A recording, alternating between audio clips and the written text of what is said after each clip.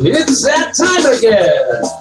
It's the Berkey and the Badger Board Game Babble Show. It's going to get wild. It's going to get wacky. It might even get a little zany. We're going to talk about board games and the board game industry. And, you know, we might talk about anything else we want to talk about. Hey, we're live, and we're so live, I'm even right now with this finger pushing my iPad, there it is, and I am telling the whole world on the Twitter sphere that we are live. Yeah, baby. How you doing, Barry? Wait a minute, I'm waiting for your Twitter to come through. Come on, baby. Oh, he's live! And Badger. Yay! Hello! Welcome to the show! Yeah. I'm very well, Berkey, my bearded buddy from the bearded guy, huh? The dark side of the continent. My beard is so thick I can hide wires behind it. That's cool. That I'm hiding my ears behind these headphones. I was just recently.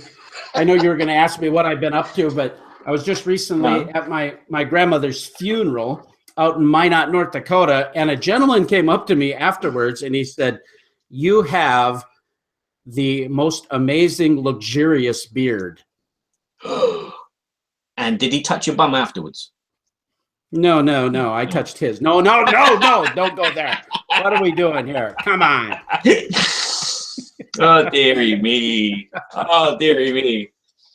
That was very English. That was very English, sir. Yes. But this is the Berkey and Badger Board Game Show. Yeah, that's the Berkey and Badger Board Game Babble Show. Yes. So let's talk about board games.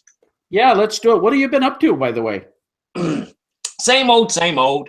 I'm continually working on the soundtrack for the Seventh Continent, which is going well at the moment. I have completed about 80% of all the music and effects and everything. So I am in that final stretch, but that may get put back due to the fact that, you know, the guys might turn around and say, well, actually, we've been playing your music well, and we want that sound to move there and this to move there, and little tweaks will come along the way. And obviously, I'm going to have to master it as well, the mix, make sure that all the levels are correct and nothing is like distorting and there's no like kind of really high-pitched screamy sounds which are going to make you drop your pieces on the floor. So yeah, there's a bit more work to do, but I'm content because I can see the end of the tunnel now. So that's the Seventh Continent soundtrack, which has been, wow, a lot of work and a lot of fun. And what about you then, Berkey, apart from having your beard complimented? What apps have you been doing? Well, that was one of the things. I was up in Minot, North Dakota. That's where I grew up. And a little bit of a sad note, but a happy note is my Grandma Besta, Grandma Mary, passed away. And she was very close to me. So she was kind of a mom to me in a portion of my life where I'd spend out the summers out at the farm, singing to the cows and all the other stuff. And so she had a very special place in my heart. And I got a little choked up, I got to say. I did some of the officiating at it, and I thought I could get through it, but I got a little choked up by getting the words out, but I had some funny stories. One of the things that Grandma always loved, I would always say to me, she says, "I love it when you sing that song El Capelka." So I sang a song El Capelka, and by that time I had kind of gotten it back together. But that's one thing that I've been up to and been very busy. I haven't really talked about it much on the show here, but I've been in development for over a year, developing an awesome product that's going to be called Game Toppers. And this is a gaming surface that you can utilize your existing game tape, your regular dining room kitchen table, and turn it into a high quality gaming solution. And super excited about it. Got all kinds of people I'm working with, and that's really gearing up. Super pumped about that. And last but not least, dun, dun, dun. I'm going to Con of the North. This is an awesome gaming convention down in Minneapolis. I'm going this afternoon, and I can't wait. I'm so excited. You're so excited, you got to turn your meat. Woo, woo, woo. That's exactly another story. What does he mean by that? That's not an English joke. No. I'm making All kinds of jerky. Oh, yeah, baby. Happy Mouth jerky, man. Thanks a lot, Kabuki. God bless you.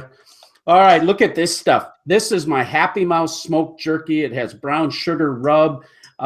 This has been smoking for 5 hours. I've got more in the smoker right now. But whenever I go to conventions, rest assured, if you tap on Berkey's shoulder, he's going to have some jerky in his backpack. Oh, yeah, baby. And what's it doing there? You just don't take meat out of people's backpack very often. Trust me. No. But this stuff is quality jerky and awesome. But aren't you worried when you come back from Con of the North that with those games that you bought and you put in your backpack, they smell of meat? We eat all the meat by then. Yeah, I know. But I'm just saying, the smell would permeate inside the bag, and the bag will actually, it's like I don't know, what's it like? It's like fish. You put fish in the fridge. It's not like fish. I like you smoked take it fish, out but the it ain't fridge, like that. and then it just smells of fish for a week in the fridge, even though the fish is gone. No. Well, what kind of smoked fish do you do? No, we did that one time. I actually ruined a whole bunch of ice cream by having a bunch of smoked meat next to it. Yeah, I had smoked ice cream. That wasn't very good. You're gonna have some smoked board games when you come back then, because they're gonna smell in that bag. Oh, they love me. They love me. They go, my daughter Maddie even said, she goes, "What's that going on in your beard?" And I said, "Well, I was just smoking meat." Oh, dear me. He thought it was like a cologne. We could market this thing. Like bacon candles, smoked meat candles. We could probably do that. have plain pieces which smell of smoked meat as well, and that'd be the game. You'll have to guess which smoked meat. Lick this little wooden component. It's just so good. Look at this. Don't eat in front of me. Oh man, look at this. This is so good. I'm gonna have to go in the fridge and get a saucisson. We have to take a break. Ladies and gentlemen, we're having a commercial break, and I'm going to get a saucisson. How am I going to talk now? It's so awesome. Well, that's very exciting. Yeah. I congratulate you, by the way, and commend you on your music work with Seventh Continent, because I just think you do a great job, and I'm really proud of you. I just think it's going to be really cool when you get this project, and I hope it just opens up other doors for you with other products. Me too. So thank you very much for that, and same for you as well. I hope that this gaming table takes off for you. I know we've talked about it off camera, so to speak, and you've mentioned that there are people that are really, really interested in actually producing your table, and I've seen it as well, and it looks really gorgeous. So fingers crossed. Well, maybe someone at Con of the North will con you into selling like 1,000 tables for you. Well, I have a few of my prototypes are all out of high quality hardwoods, and I'm going for a high quality product. It's going to be affordable, but very high quality, lots of features. Taking 2 of the prototypes there, and Lance is going to be playing on one of them at his top table, and I'll have it there with some other ones. We're going to be bringing Spoils to War, demoing that at the convention. And I've got to come, I'm leaving here in about 4 hours. I still got to pack the games that I'm going to take. So we're going to have to hurry up then, aren't we? Well, yeah, we can get this done in 4 hours. If we go 4.5, it's okay. Have you thought about any accessories for your tables, like a little drawer so you can put like your beard combs in? Between 3 lamps, you're going to need one each. This guy is really professional. He's like setting me up, and we didn't even talk about it. This is like awesome. But yes, this is what's so innovative about game toppers is the fact that we have an extruded aluminum rail system with high quality oak and hardwood components. We're going to have component trays that slip into this rail system, and they lock into place. Cup holders, wine holders, DM vaults for playing fantasy role-playing games. We're going to have dice trays, all kinds of component trays for poker chips. So this could be a full-blown casino table. We're going to have multiple gaming mats, terrain maps. We'll have space-themed mats, tons of other stuff. That's going to be a treasure map type of so these gaming surfaces are going to be crazy cool too. So you can have a thematic game mat for whatever kind of game you're playing.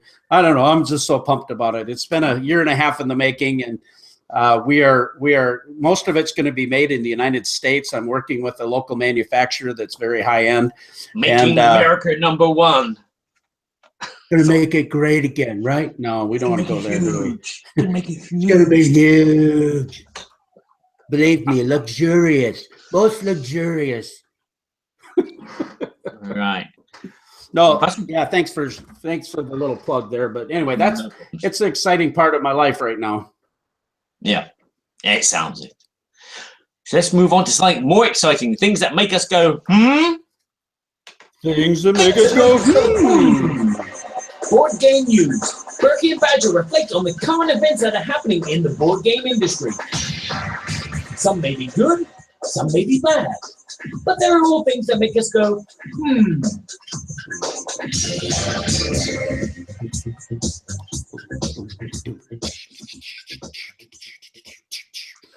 I have buckets of loads of things that make me go, Berkey. Me too. Let's get after it. Let's get after it. All right. Well, I'll go first. There's a situation going on. Maybe many of you have heard about it, but PayPal has stuck the knife in the back of Portal Games and twisted it. Why? Yeah, well, this is the deal. A lot of you have probably heard about it, but I do understand PayPal's perspective, but they have locked Portal Games funds because they had their big new Martian game that's kind of the remake of Robinson Crusoe on a pre-order. They sold a lot of them, over like 2,700 of them, collected the money, but because they weren't delivering immediately, PayPal locked their entire PayPal account. And that included the other items that they're selling on their website. So all of a sudden, this huge chunk of cash is locked and not available to Portal Games. Incredible. I never heard that. Yeah, it was the game First Martians, and Kabuki Kid, she said she pre-ordered it. Now, from what I understand, this isn't going to affect Portal's ability to deliver the game. They have contingencies. I don't know what they're doing, if they're going to have to take some bridge loans out or if they had enough cash reserves to handle it. But this is a big chunk of money. And I think what the problem is, and you notice this with Kickstarter, you notice this with Indiegogo, that they quit using PayPal because PayPal says that if you don't deliver your product in 20 days, then they're not going to facilitate. That's part of their rules. Okay. It's kind of a consumer protection thing because they don't want people putting money out there, not getting their thing, and then those people coming back on PayPal. Yeah. But it's really a mess in the fact that here Portal is a very big user of PayPal, been with them a long time. There should be some type of vetting or pre-authorization, in my opinion. That's what really made me go, this isn't like it's just some guy that started a website and put PayPal on there and then ran $200,000 through it. Mm-hmm. This is an established company that's had a long-lasting relationship, and they're just saying, too bad. Ooh, nasty. Below the belt, that is. That's not cricket. That's not cricket. But no. I mean, how long has that been going on? I mean, how long has PayPal been letting them get away with that kind of usage of their facilities, so to speak? Is that a good question? I'll never make a journalist. Well, I think that's the bummer of the whole thing. It definitely is probably not advantageous to Portal. I know Stephen Bonacore and Ignacy Chevicek was talking about it on their Board Games Insider podcast, and he isn't happy about it. But I can kind of see the side. I appreciate the consumer protection thought. I appreciate that, but on the other hand, it seems like something should be done to foster good business between your customers. Yeah, PayPal's not a bank, though, is it? PayPal is just a means of securely passing funds from one end to the other. Well, they've become quite a large financial institution because they pretty much handle all of eBay. And again, that's a quick product. Yeah, eBay owns them. So Fine. So it's a big chunk of money, but yeah, they're not functioning, like a bank. But I guess there's some risk with Kickstarter, Indiegogo. It'd be interesting to see what people. Kabuki Kid just said, yeah, Indiegogo dropped PayPal without much warning. I know Tom Vassell wasn't happy with that because that was at least part of the reason he moved their fundraiser to them. That's interesting. I know that Kickstarter, their fees are quite a bit more significant than Indiegogo as well, but they also have a more prominent place, I think, in the industry, especially within Kickstarter. So kind of tough. Okay. Things that have been making me go, are the amount of expansions that have been announced recently. I've been seeing pictures of an expansion for Jamaica on Facebook from Bruno Catala, and I've been seeing expansions for Splendor. As there was a video today by Board Game Geek that I posted on, and it was mentioned there's an expansion for Onitama, and we've been recently reviewed this game, talked about this game, and I'm kind of shocked that there's an expansion for Onitama. And look, judging by the image on Dice Tower News, it looks like the same size as the original box. Is it an expansion or is it just a variation? Curious. But well, I think that's a really cool point. I was actually going to reach out to Tony at Arcane Wonders to ask him that very question because it made me go, I know that the expansion is called Sensei's. What is it? Sensei's Area. Yeah. Sensei's Path. Oh, I was thinking sensitive area. No. Sensei. No, like when you try to get into the school, that's like a sensitive area because that means that you lose. Oh, I'm sensitive about a lot of stuff. Sensei's Path. Okay. But yeah, it looks like the original box. And the only thing I can think of, because basically it's an inexpensive upgrade that gives you 16 more cards. And they have said that these cards will fit unsleeved in the existing box. Yeah, I can see that. So, they came out with that really cool foil pack. I have one of those still. They're very exclusive, but boy, they're so cool, those foil. I sent you one of those too, didn't I? The foil cards? Yeah, I haven't opened it because they're too reflective. I can look at myself and I'm thinking, oh my God, I'm going to lose because I'm looking up. I know. I haven't opened mine either. They're just too dang cool. Yeah. But anyway, but I think the thing with the box is because their Onitama has been flying off the shelves in Target and Barnes and Noble and throughout the gaming community. So they've got a big box presence, and they probably have to have a product that's similar for their shelf space. And even though it's a small footprint box, a lot of cost, it would be a lot easier to just have it in a little pack and be cheaper. They could probably offer that pack for $10. Yeah. But I guess the retail on it's $12.99, so it's very affordable. So it just makes a great game better. Yeah, I would have thought that they'd put a different map in there. So, like, it's not a square gridded area. It'd be probably a diamond or something where there's a bit more different possibilities of actions, or maybe a hole in the middle, so they can either go around the left or around the right, or I don't know. It'd have been. Yeah, that's. Kabuki Kid is asking a question about the foil cards. I have them right here. I'm opening them up. These are the foil cards, and the question she says is, are they new cards? They aren't new cards, right? They're just foil variants. And I said, that's correct. These are the cards. They just, instead of the gray, they're in gold. And the symbols next to the name are in gold. So they're just really classy looking. But they fit nicely in my box right now. But I have my other cards sleeved, and there you go. Yeah. So anything else been making you go, Yeah, another thing making me go is on the same vein of that you're talking about is expansions. Maybe you can show a screenshot of this brand new expansions that are coming out. There's 2 of them on Kickstarter, and this is from Gray Fox Games, Champions of Midgard. Now it's funny that Barry's going to show you a screenshot. Am I? I didn't know I had to look for that picture. Because he's way better at it than I am. Trust me. Trust me. Champions of Midgard. Yeah, it's got all my tricked out components. Oh, that picture. Yeah, instead of the little curse tokens, I got these little skulls from the Jamie Stegmaier tomb kit. And I've got metal coins. I found these coins that actually have a horn on them that represent the favor tokens.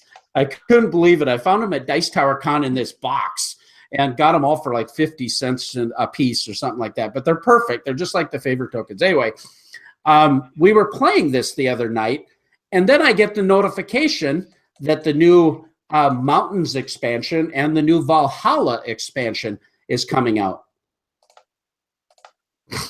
Well, this is the gig. This is what made me go, did you see that on my pictures? There you go. I see it. Yeah, sorry. Okay. No, you go ahead and talk so people can see it. No, you can talk. No, they won't see it if I talk. Yes, they can. I've just got control of the camera. Don't worry. Oh, you got control of the camera? You're like a genius. He's like a genius. Yes, don't take me 2 years to figure all this crap out. You're amazing, Barry. And then Google goes and changes it all. Yeah, I hate that. The Hangout, the Google toolbox doesn't work anymore. Anyway, so there, first player marker, got a good old Viking drinking horn. I'm patching your request. And we've got, there you can see all the little components there. I've got meat and all that kind of stuff. But the next one's got those little skulls, if you see that other picture. They are very cool. Yeah. Well, that's the gig. All of the, they've got 2 expansions, the Mountains expansion and the Valhalla. Plus, this is interesting. It made me go, my box was damaged, okay? Not a big deal. I still use it. I have a Robert Searing insert. But they have a stretch goal that they've already met because they've done over $107,000. And this is in just a day. $107,000 for expansions. That surprised me, but I know the game is popular. I love the game. But then, part of this stretch goal, you get both these expansions for $48. There's an exclusive box, and this box carries it replaces your first box, and it has all the expansions and an insert in it. Oh, well, that's cool. I just got to say.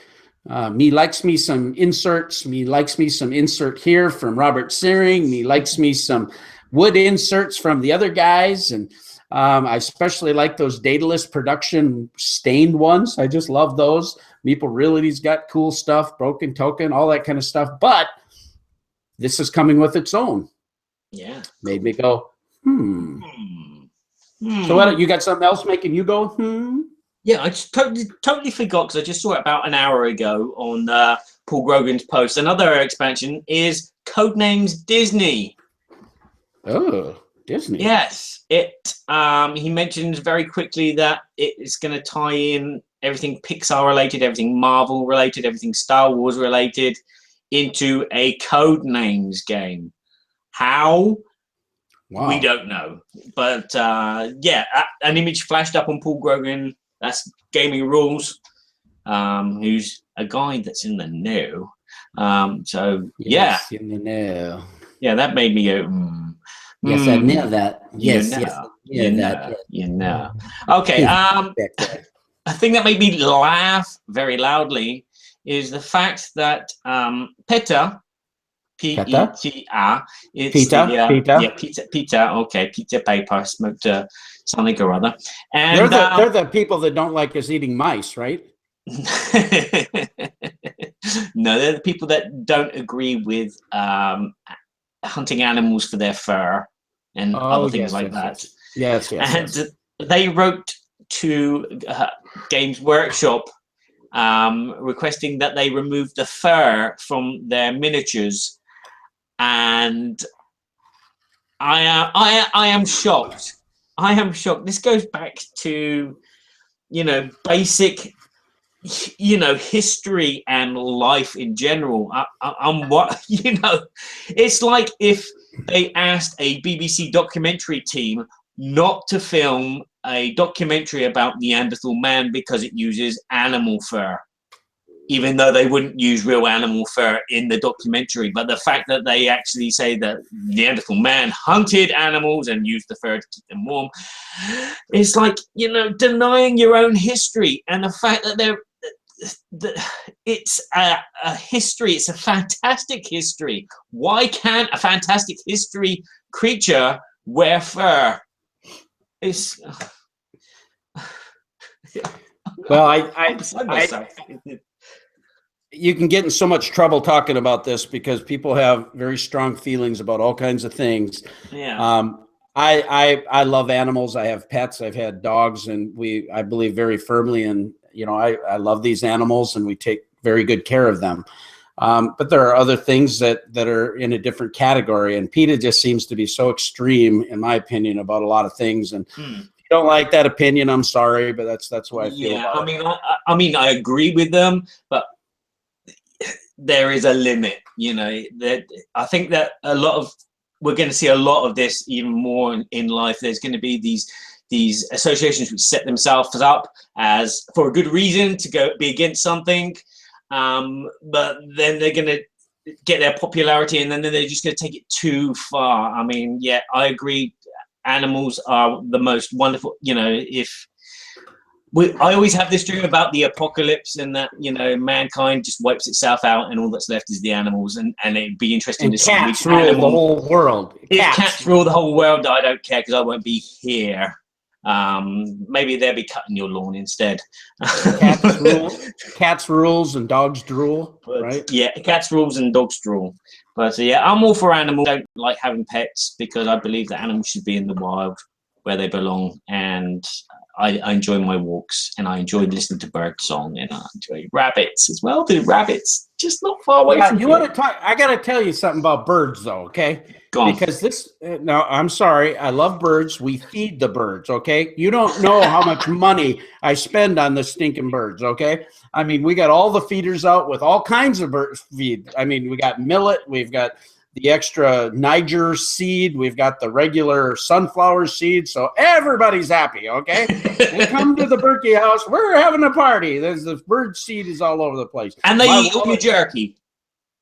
No, I don't let them have jerky. No, all right. No, well, so one of my favorite birds is the cardinal. And they're red. They're beautiful birds. And we have a couple of them here.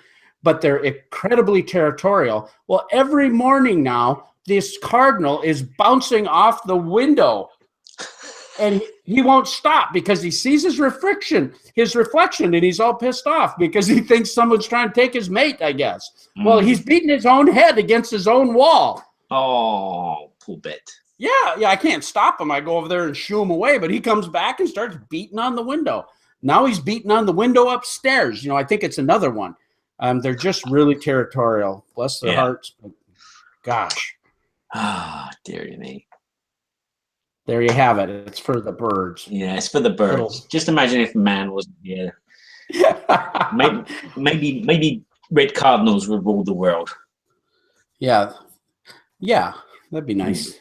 Yeah. Really nice. Well, last thing that I have, things that make me go, and this is just maybe a little bit more of a shout out. I do have a part of it, but our good friend, if you could get that screenshot up for me, my good friend. Yeah, thanks, buddy. You're the man. You're the man. My good friend Dan King, the Game Boy Geek, is starting his own Kickstarter. He's actually on season 5. He's really wanting to go full-time in the industry. The guy puts out tons of videos. He's one of my favorite video reviewers. There he is. You see him there? I'm there in my Spoils of War Viking costume with Dan King and Tom Vassell. Raising our horns! Well, Dan and I just recently played a live playthrough of Baseball Highlights 2045 with my new video cam. See the new video cam we're using here? That's because we love you people. We're trying to make it better. That's right. I love you, man. Okay. So Dan King is doing his Kickstarter. He has a $20,000 goal. He hasn't quite hit it yet, but you're seeing a lot of different people going out in the industry and are putting out Kickstarters, Indiegogos to help them produce content. And I think the thing that makes me go, is there's a lot of places to give your money. I support a whole bunch of them. I love doing that. But the reason I do it is because I value it. I think that they put so much time and effort into the work. Yeah, Barry, you've got a Patreon, you know, and I know you don't have a lot of followers yet, but they're increasing. And the work that you do, it's valuable. When I watch a video from Rodney Smith, or I watch a video from Dan King or from Paul Grogan, reading rules, it's work to me. You know, some people love it, but to me, it's just work. And I can do it, but it's work. And I get to listen to these videos, and it helps me. And the enthusiasm that they bring and the content, it's very valuable to me. So I would highly recommend go support Dan King. I think he does a great job. He's a good friend of mine, and he didn't ask me to do this. He probably didn't even know I'm doing it, but because I'm sure he doesn't listen to me. Hold him up. Get him on there now. Look, we're talking about you. Watch this bloody show. Wow. Hey, he's been on the show before. That's true. But, you know, if he isn't watching us religiously, let's cut this out of the pro audio edit. Say, we can do a blackmail thing. Hey, if you want more plugs, just listen and contribute, buddy. Yes, contribute, buddy. Yeah, contribute. Well, he's an engineer. He's got a job. He's got a life. Whatever.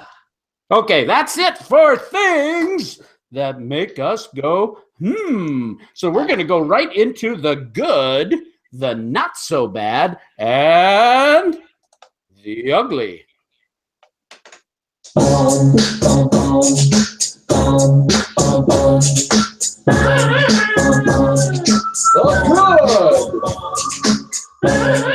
good. The not so bad. Wait for it. And the ugly.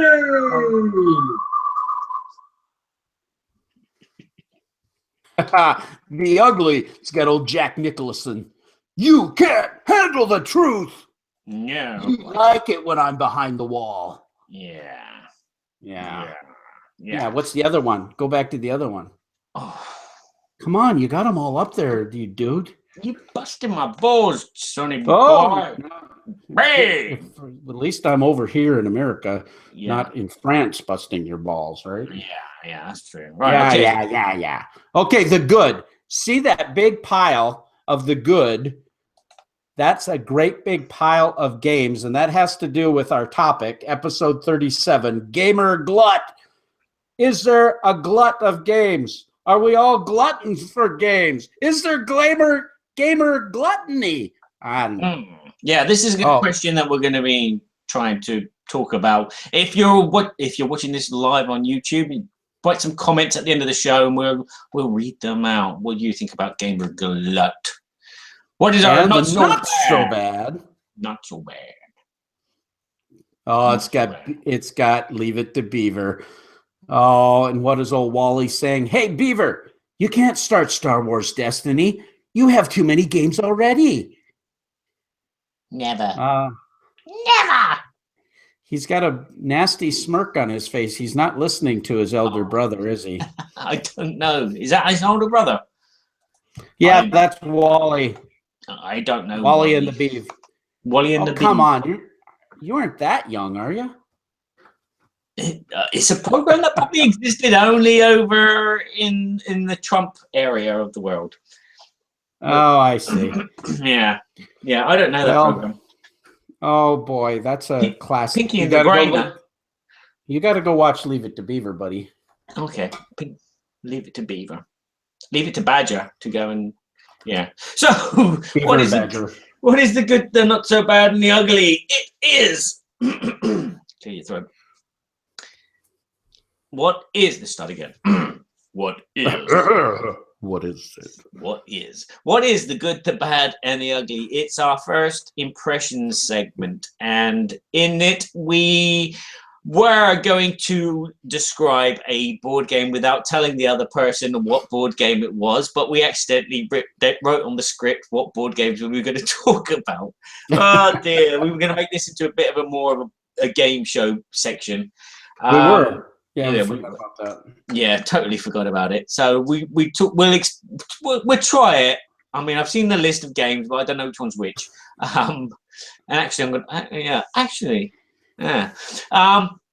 And what we'll do is the other person will have to try and guess if that person thinks it's a good game, bad game, or an ugly game, judging on their first impression of playing it. Yeah. And again, trying to judge it from how they're talking. But it's only a first impression. It's not an overall judgment. Well, the first game that I played was a game called, this is one that we've had a while, so I would consider this actually a classic. I believe it's over 10 years. I think we talked about this a little bit in our classics, but this is the game Pirates Cove. This came from Days of Wonder.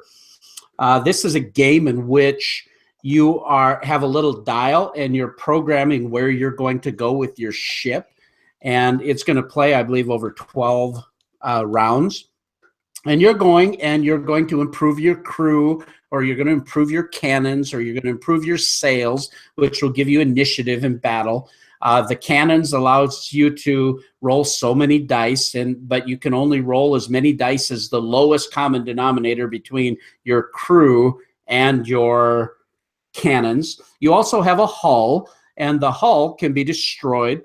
But the hull, and this is on your player board that I'm describing right now, you've got that center island there with all the coins and the treasure chest. You've got cards that are going to increase your abilities on your player board. The hull allows you to get more treasure. Those treasure that you take them over to the treasure island and bury it. That's going to get you extra money, which is extra points at the end of the game. And there's different cards that give you things. You can go to the tavern and get some cool stuff there. That you get a parrot on your shoulder, like the great shot parrot that lets you shoot all of your cannons at once, or something like that. So that's Pirates Cove. What does the universe out there, everyone watching us live, think that I would rate Pirates Cove? It's going to be huge. Well, it's Days of Wonder.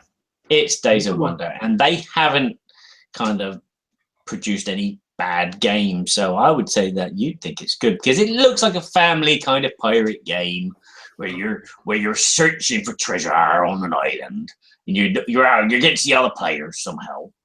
And Kabuki Kid agrees with me. She is a right scurvy person. Arr. You know why pirate jokes are funny, don't you? No, I don't know why pirate jokes are funny. Is it maybe because they got parrots in them, it's like to do with amputation? No, or is it something to do with the boat that they got, and it's like got a hole in it and it doesn't go nowhere? Oh no, it's just because they are. They are what? Funny. Sorry, I was trying to kill that joke because you've said it about 4 or 5 times on this show. Oh, it's one of my favorites, you know. Oh no, it's a beautiful one, I say. All right, we'll move on, I guess. It's good, of course. It's good. Now, I would have to say that the game is slightly dated. So if I were comparing it to modern games, I would have to say that there's some things that are just a little bit too random about it. But it's always a big fun. The kids love it. My family loves it. It is family weight. It's not hard. It's accessible. And it's got great theme, and it's fun. So, yeah, it's good. Okay. What you been playing, Bear? Okay, let's go through my screenshots.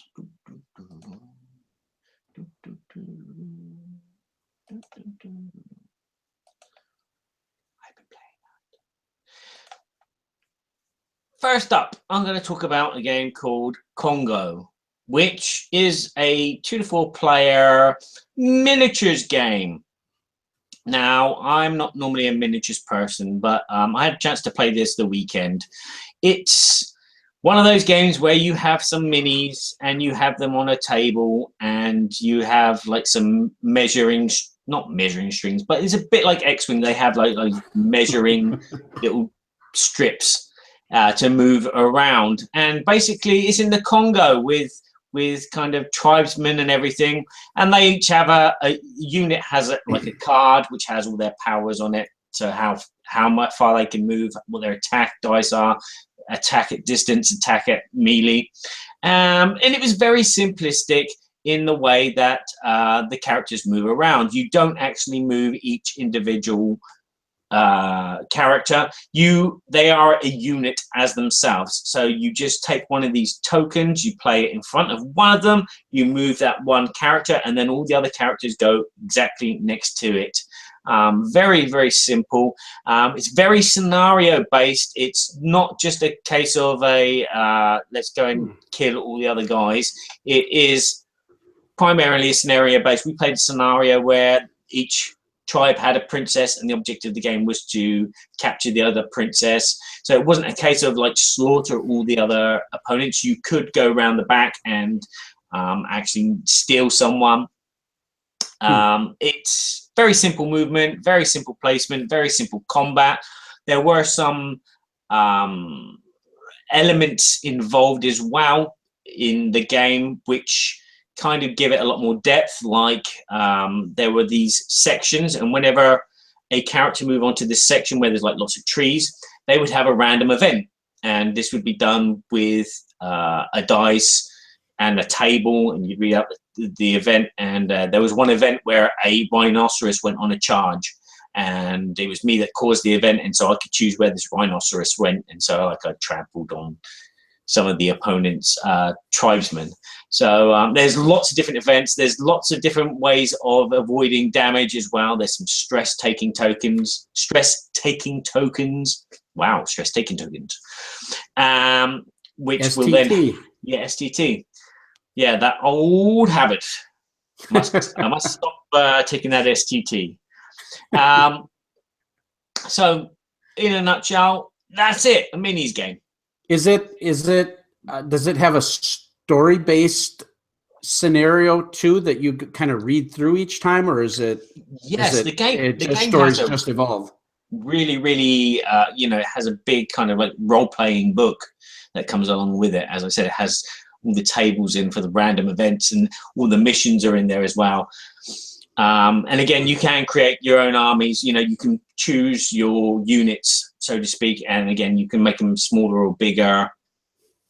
So yeah, there is a lot of story elements, and I think they based it a lot on the tribes of that region of the world. So what do the people say you think about that game? Good, not so bad, or ugly? You broke Barry. I'm gonna, while we're waiting for people to chime in, I'm going to say I don't know. I'm gonna say not so bad, because I don't know if this is really your kind of game or not. It sounds interesting. The miniatures look cool, but I'm going to say not so bad. Okay. Yeah. Kabuki Kid, she's voting good. Okay. Well, you got this one right. It's not so bad.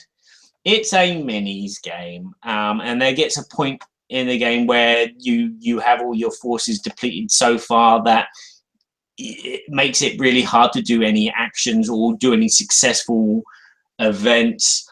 This is the same problem I had with X-Wing, which I've sold. Yay! We'll talk about that later as well. Wow. Yeah, it's a nice minis game. It has some nice ideas. As I said, it's simplistic. It's not a really kind of like Warhammer. You have to measure out everything exactly. It can be just a case of you whack this stick down.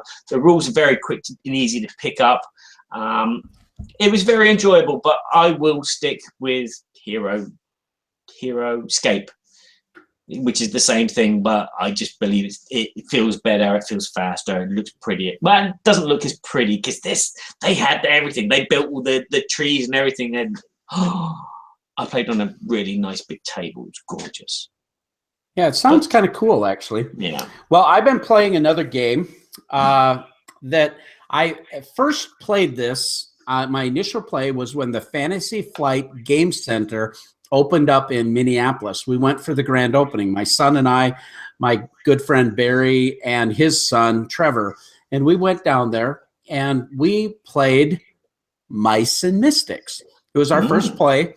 We played through the first scenario, and we were learning the game at that time. Basically, the story goes that in Mice and Mystics, it's these humans, and they've been converted down into these little mice. But then, Captain Vuller or whatever his name is, he's the evil dude in there with the queen, and they've taken all the henchmen and turned them into rats, and they've got these big centipedes. This is a story-based, scenario-driven game, and it's it has these maps, and you got to get through them basically with a certain time.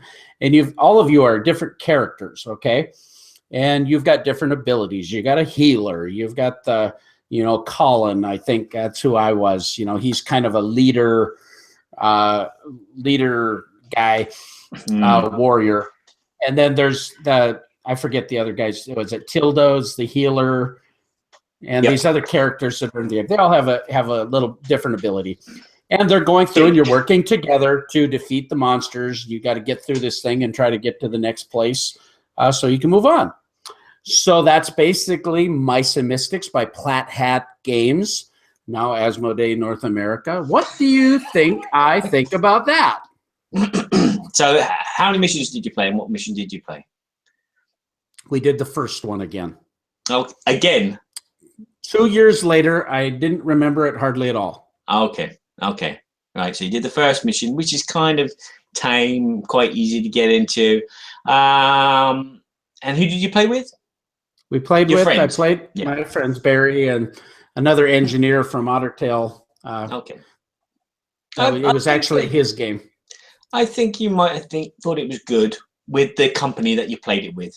And you remember my disposition towards cooperative games? No. My disposition is not very good with cooperative games. Ah. So you're going to stay with your vote on good? Yeah, because I think that it's a game that when you play with the right group of people, you'll have a good laugh with. And I think that rubs off on the excuse me. Yeah. Well, That you're rubs right. off and- Ta-da! Ah! You're good. You're all good.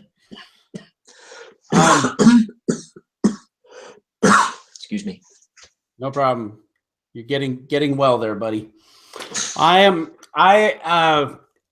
couldn't say that I couldn't say not so good because the game is just really good. It's well designed. It's well thought through. The story, I read the story and got into character and just had a lot of fun with that. Everybody there. The thing I don't like about co-op games is where I feel like that alpha dog comes in and tells everybody what to do. That's the thing that bugs me. This game could have that problem. Yeah. You have somebody that says, no, you got to do this. No, do this. And it's like, why am I here? If I can't even choose whether to go over here or not. I like to work together, though, in teams. So when we're cooperatively saying, what do you think is best? And what do you think about this? Or maybe it would be better to do this. I'm okay with that. But sometimes these games, you got one person saying, no, if you don't do that, you're not going to do it. And it gets so, And I'm like, just leave me alone. Yeah. You've got to have a good group to play a good cooperative game, and everyone's got to be receptive to all the suggestions. I've had fun playing this with my daughter. It is a really fun game, but at the same time, I haven't enjoyed playing it solo because I just felt like most of the time I either had my head in the book or I was rolling dice to do everything. So it was like move, roll the dice, fight, roll the dice. Was I lucky with this search chat? Roll the dice. So yeah. Kabuki Kid said that there are audio files that you can download to read the story if you want to. So that's kind of interesting. Yeah, I've downloaded them. I've got them on disc now, so I'm happy. So if I sell it later on, or if I give it to my daughter, she'll be able to play it on her CD player. Well, Mitch had painted the miniatures too, and he did a nice job. And that was fun seeing the centipede, and all the guys are all painted nicely. And so that's a lot of fun. Yeah, yeah. But things can go just so wrong with bad dice rolls in that game. There's So been what missions is, that we just cry because we just can't hit the monsters, and the monsters hit us. Oh. Do you have another game that you have in the not so good category? Yes, not so bad. Let me clear my throat a second.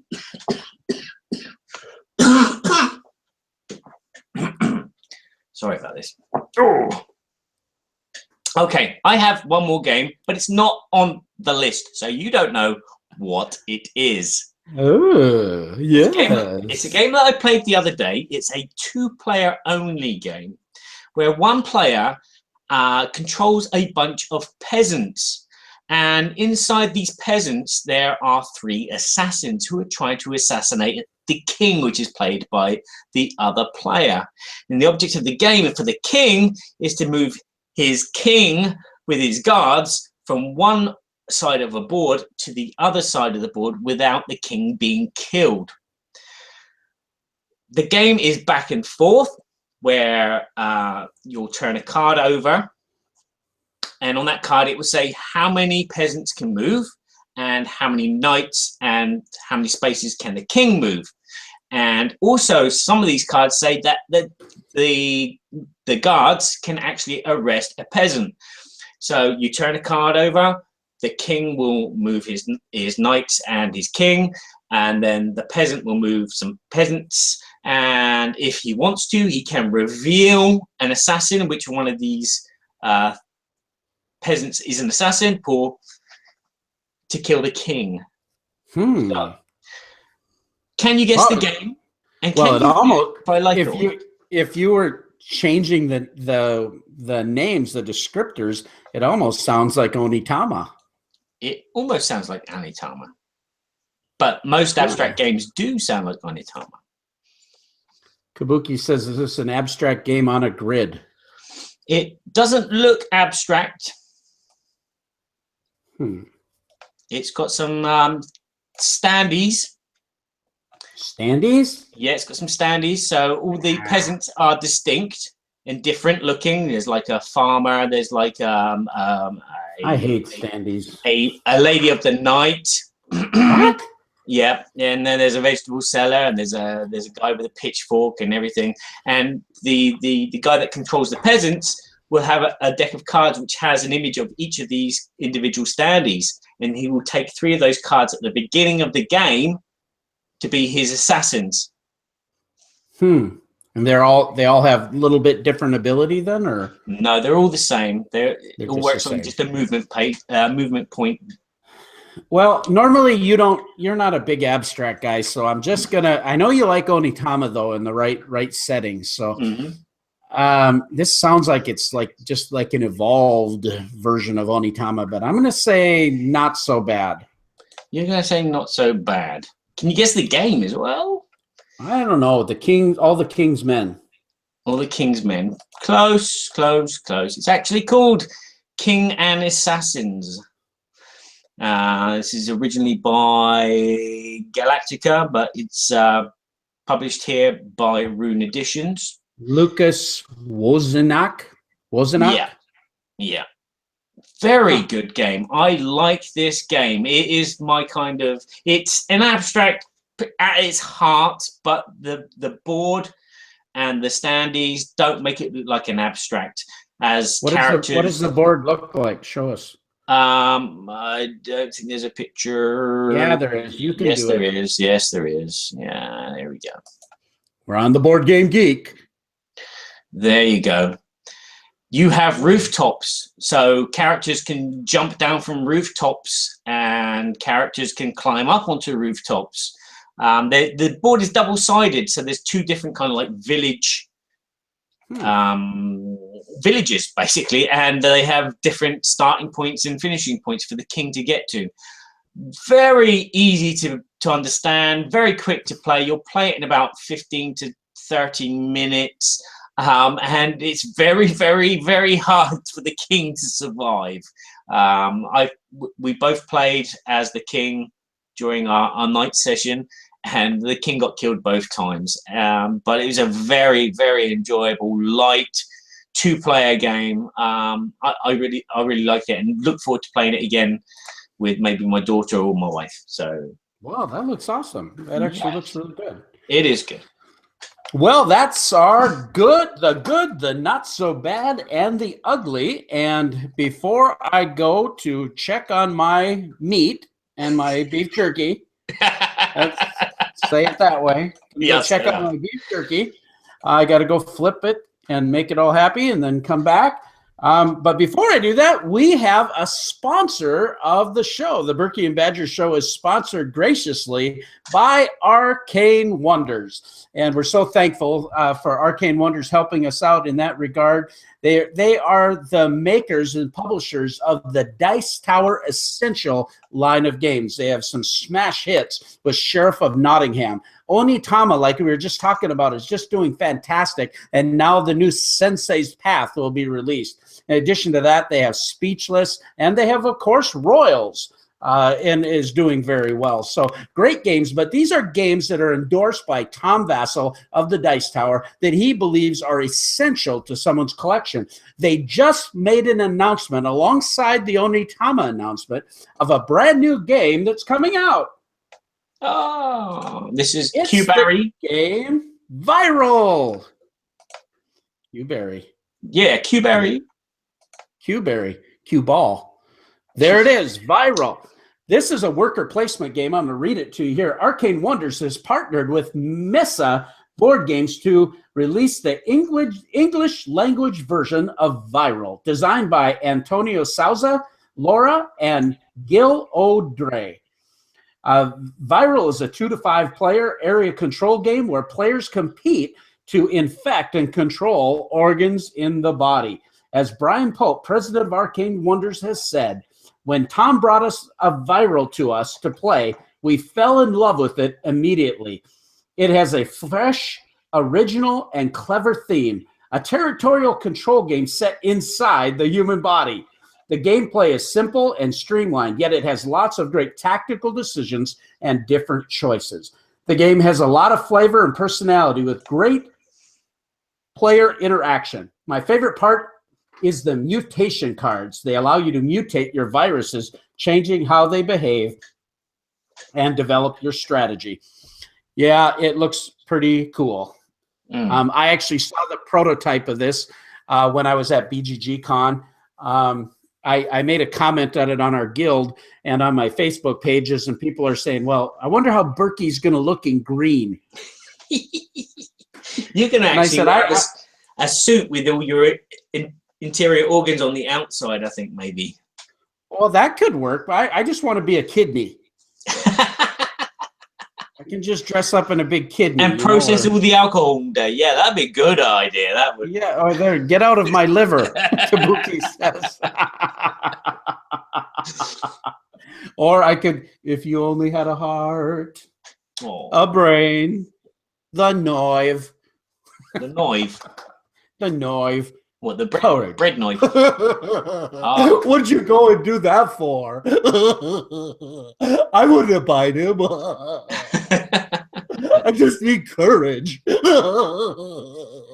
Flee there, Flummy. Don't ask. I just found it on the floor. Well, that's another Dice Tower Essential game coming from Arcane Wonders Viral. Very excited about that. And Barry, we're going to move on to our next segment, the Knights of Babblelot. And you can introduce that with our segment, and I will be back in a moment. Okay. And cut to commercial. Go, go, go. Right, while he's gone, let's play a game. Let's play the coughing game. I know all there is to know about the coughing game. Thank you for joining us live, especially you, Kabuki. You are a talker, aren't you? You are a talker. Thank you very much. You're a vampire. No, you're not a vampire. No, you can't be a vampire. If you if you've got something to say about our topic at the end of the show, which is Game of Glut, you know, are there too many? Have we put ourselves into a position where games are just, you're a typer, are you? You're a typer. Okay. What kind of type? Not a stereotyper. I hope not. You're not stereotyper, because we're not stereotypers here.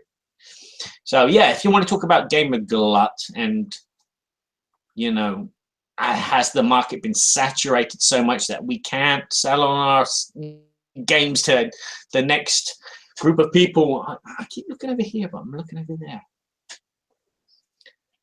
I am distracted. You're a typer, and I'm distracted. Yes.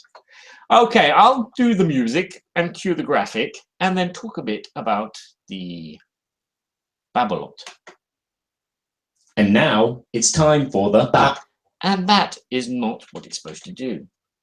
Luckily, this is going to be edited into an audio podcast with a professional.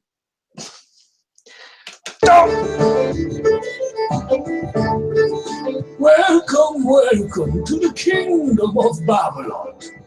In the castle of Babblelot sits Berkey and Badger, and they will be looking at a game that they have both played, and they will be seeing whether or not it is worthy of entering the kingdom of Babblelot. They will combine their scores, and if it reaches a 10, they have a special place at the table in the kingdom of Babblelot.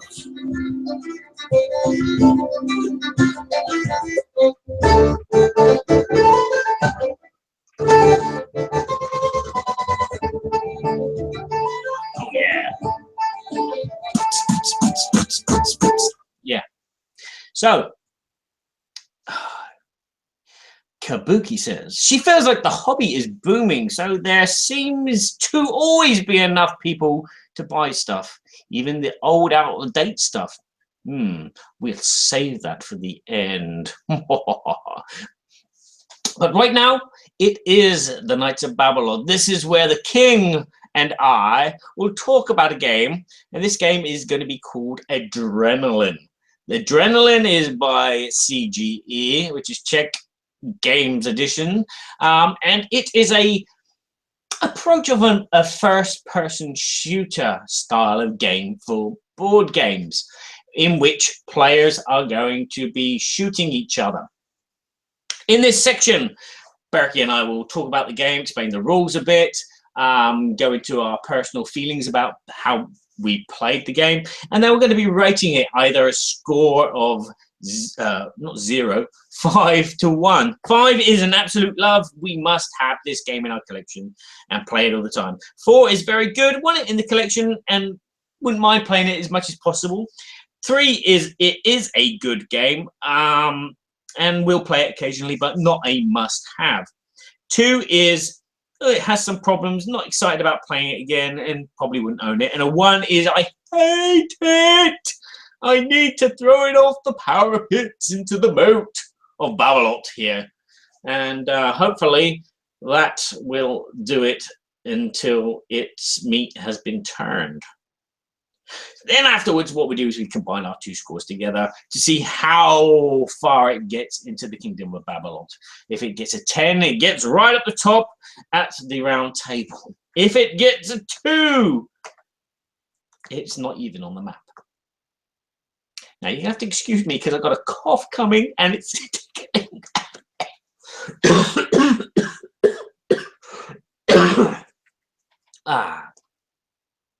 Adrenaline does look interesting. Have you not played it, Kabuki? Your typing is very slow. You know, it's either 2 letters or 3 letters.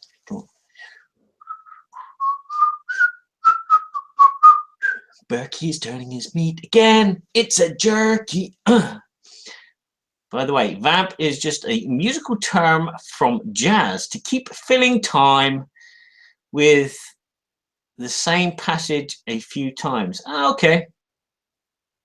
Okay, I didn't know that, and I'm a musician. I call it jamming. We're jamming. I could jam if you want. Dip, dip, dippity-doo. We'll build a shelter. Yes, I finally got my new headphones. This was a Christmas present from the wife because I needed some good studio mixing headphones for mixing the Seventh Continent. And she bought me a pair, very, very expensive pair. And you know what happened with them? I could not connect them to my computer where I was doing all my mixing due to the fact that they were Bluetooth. And I needed a jack. So we went back to the shop to get another pair of headphones to change the headphones. And I specified that I wanted a jack. And they said, yeah, no problem. And I bought an even more expensive pair of headphones. And guess what? The jack was the wrong size. It was a small one. And it was a special 3-pinned one. It was built for a microphone. And so I could not find an expansion thingy to go on the end of it. So I could plug it into my big hold jack, which made me very, very angry. You know, like that. That's a mono. It's got like one black band. Yeah. A stereo has 2 black bands. You can't see that on that one. And the other one that I had was with 3 black bands. So we went back to the shop again, and I decided to go and order a pair of good headphones from Amazon. Because Amazon. Amazon.com. How's your meat, buddy?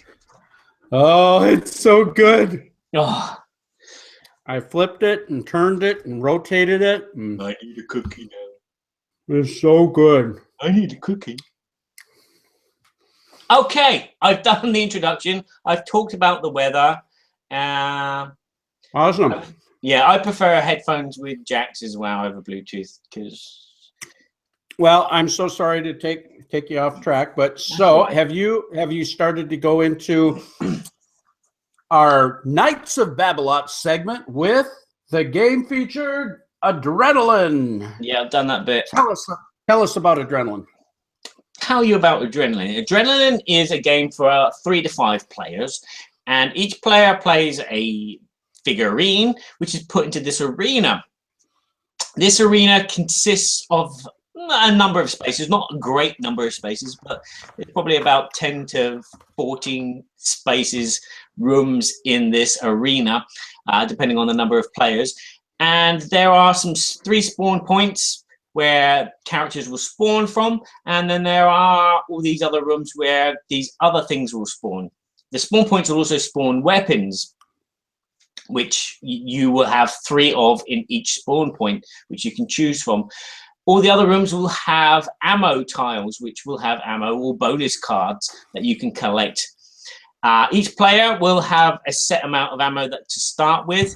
Each player will have a load of wound tokens, and they will have a little map which will tell them what their actions are and how much damage they've taken and how many points they're worth, because killing people gives you points for some reason. Yeah. In the game, players will have 2 actions each in a deathmatch mode.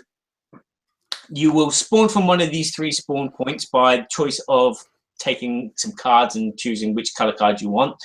And then you will either move, you will either pick up, or you will shoot someone. And you choose 2 out of those 3 actions. And when you shoot someone, it's a simple case of whatever weapon you have in your hand, which is a card. It tells you what your damage is, and each card and each weapon has a different way of damaging. Some weapons will deal damage only a space away. Some will deal damage a long way away. Some will do explosive damage, so they will damage one area for 3 points of damage, say for example, and then an area next to it for 1 point of damage. So if any players are there, they will take that damage.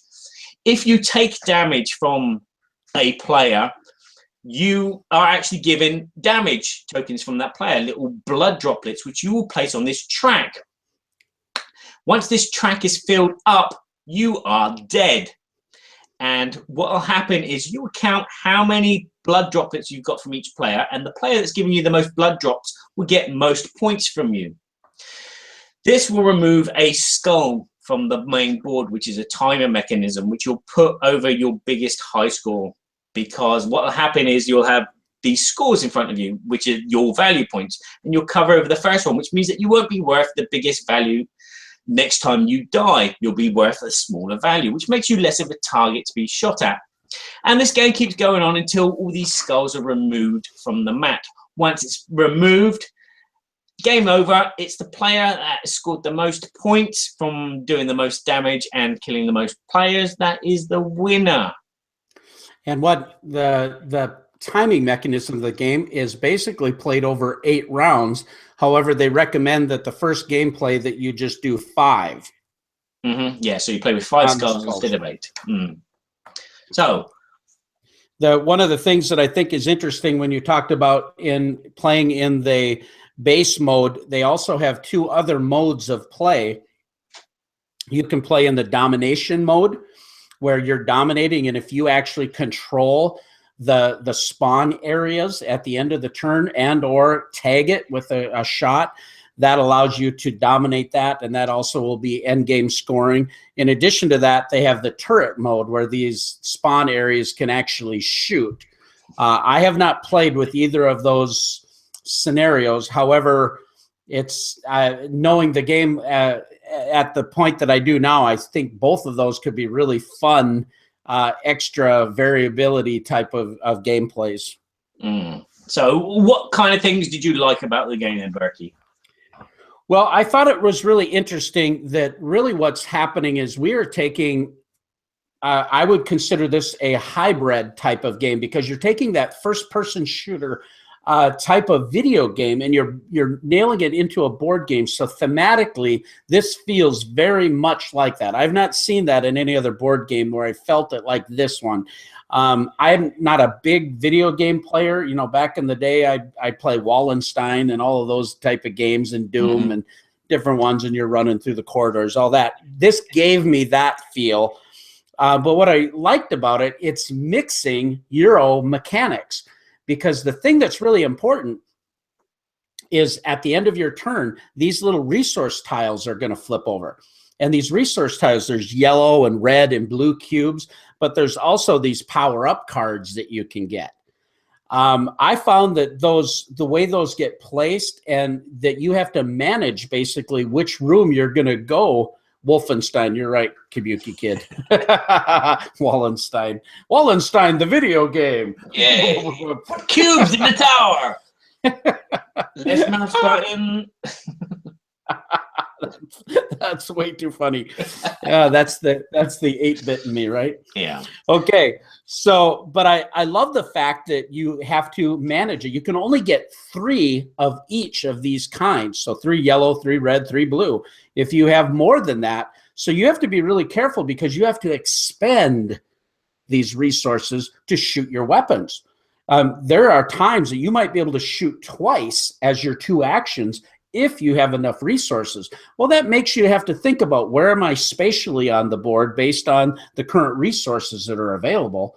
And do I need to go hoard resources, or do I need to go over there and get some, power-up cards? Because those babies are pretty cool too. Yeah, I agree. It does feel like a first-person shooter, multiplayer deathmatch thing, due to the fact that I've played some, and you walk onto the battlefield and all of a sudden you're dead, respawn. And then you carry on and then you're dead, respawn. So it does give you that vibe, and it captures it really well. But it feels very, very restricted.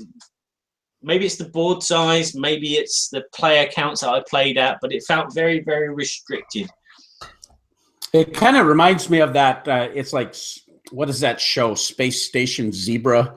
Or whatever. It's this small corridor. It's like you're on the Kobayashi Maru, or you're on City Alpha 5 and you think it's City Alpha 6 or whatever, and you're in this little canister and all the people are coming at you.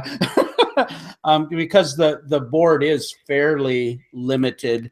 But what's kind of cool about it is you can shoot straight through the hallways, through these doorways, or you can look into the next one. You can sneak around the corner and shoot. So there's that line of sight type of mechanism that's in there that I think is really interesting. And when you talk about the spawning, you die and you spawn, I actually like the way this game does that, because when you die, you don't lose all your weapons. You've gathered some weapons and you've gathered some stuff. You get to keep it and start all over. Now, it's going to affect you as far as points go, but nonetheless, you can jump right back in the game. And depending on what's going on for end game scoring, you know, whoever has the most of these blood tokens on that end game scoring track, that can accumulate and you come right back in the game. So it's not like a player elimination, which I don't care for. Yeah. And it's done very, very well in that regard, because as I said, if you become the first person down, you actually, you're not, your value, your points are not that high if someone kills you the next time. And if you get killed a second time, your points are not that high again. So it drops from 8 to 4, 6, I think, to 2. 6 to 4, yep. Yeah. And that's the beauty of it. So it's not like everyone's always ganging up on one person. Yeah, so it's very self-balancing. I thought that was brilliant, actually. So you don't have that kingmaker, people picking on people type of thing, unless people are just jerks. Yeah, and then there's the overkill as well. If you get someone right next to their last point of health and you shoot them and you kill them, but you do extra damage, they do revenge on you. They give you some tokens back as revenge. And so if they shoot you later, whatever damage they do to you, you addition it with this revenge token that they've given you as well. So it's, again, another kind of balancing act in the game, which won't make the game so one-sided, so to speak, like you do get in a first-person shooter.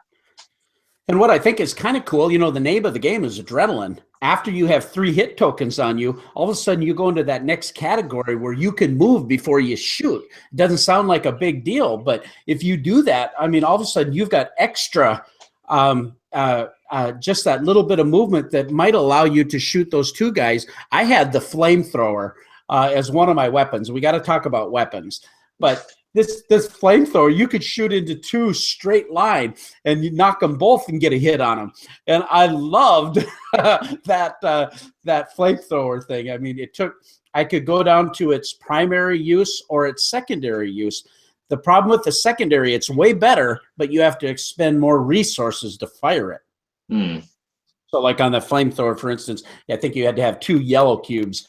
And I mean, that was cool. I had a whole bunch of different weapons in different games I've played, but the amount of weaponry that are in these spawn points, and they're constantly evolving during the game. And it comes out and there's kind of this anticipation like, ooh, what's that? And then it's like, oh, that's really cool. How am I going to get way over there? Yeah.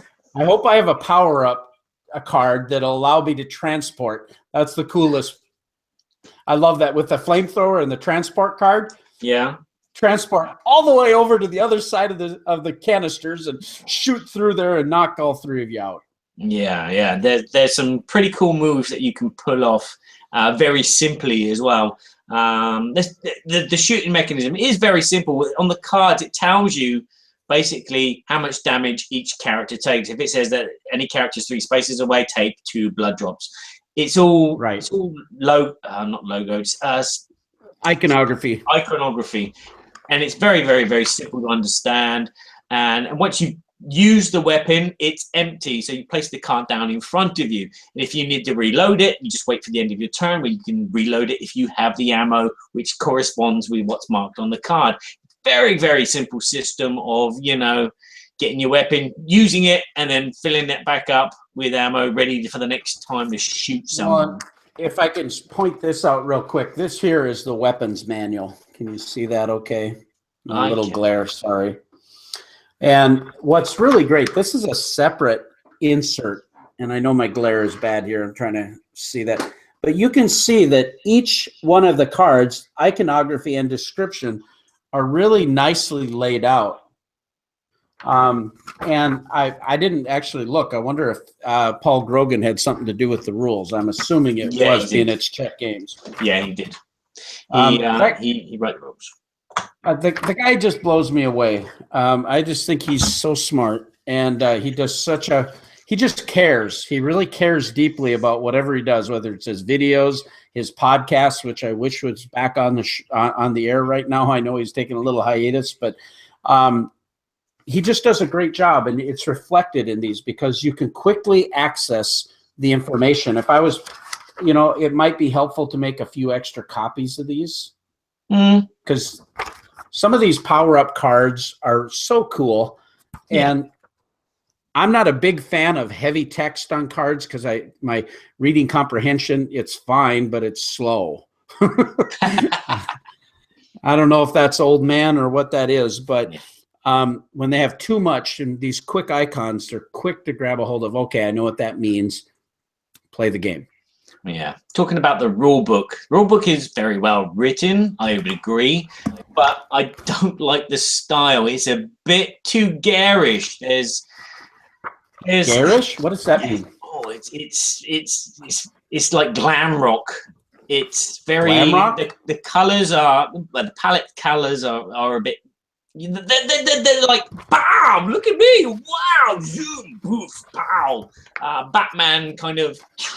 There's text over. There's pictures put over text. I noticed that first thing. There's like on the first page. There's like a hint, but then there's an image covering over the hint. And I know it's supposed to be a joke, but it just kind of.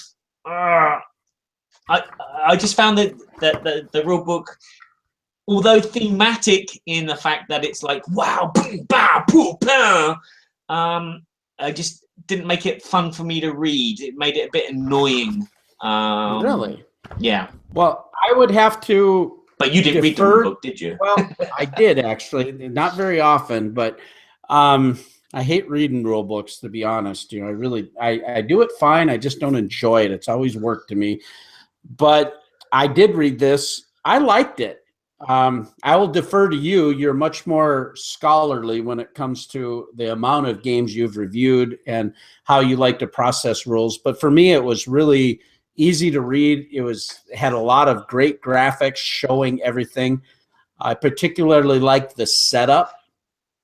It was easy to set up the game because the rules were nicely laid out from the setup all the way through each phase of the game.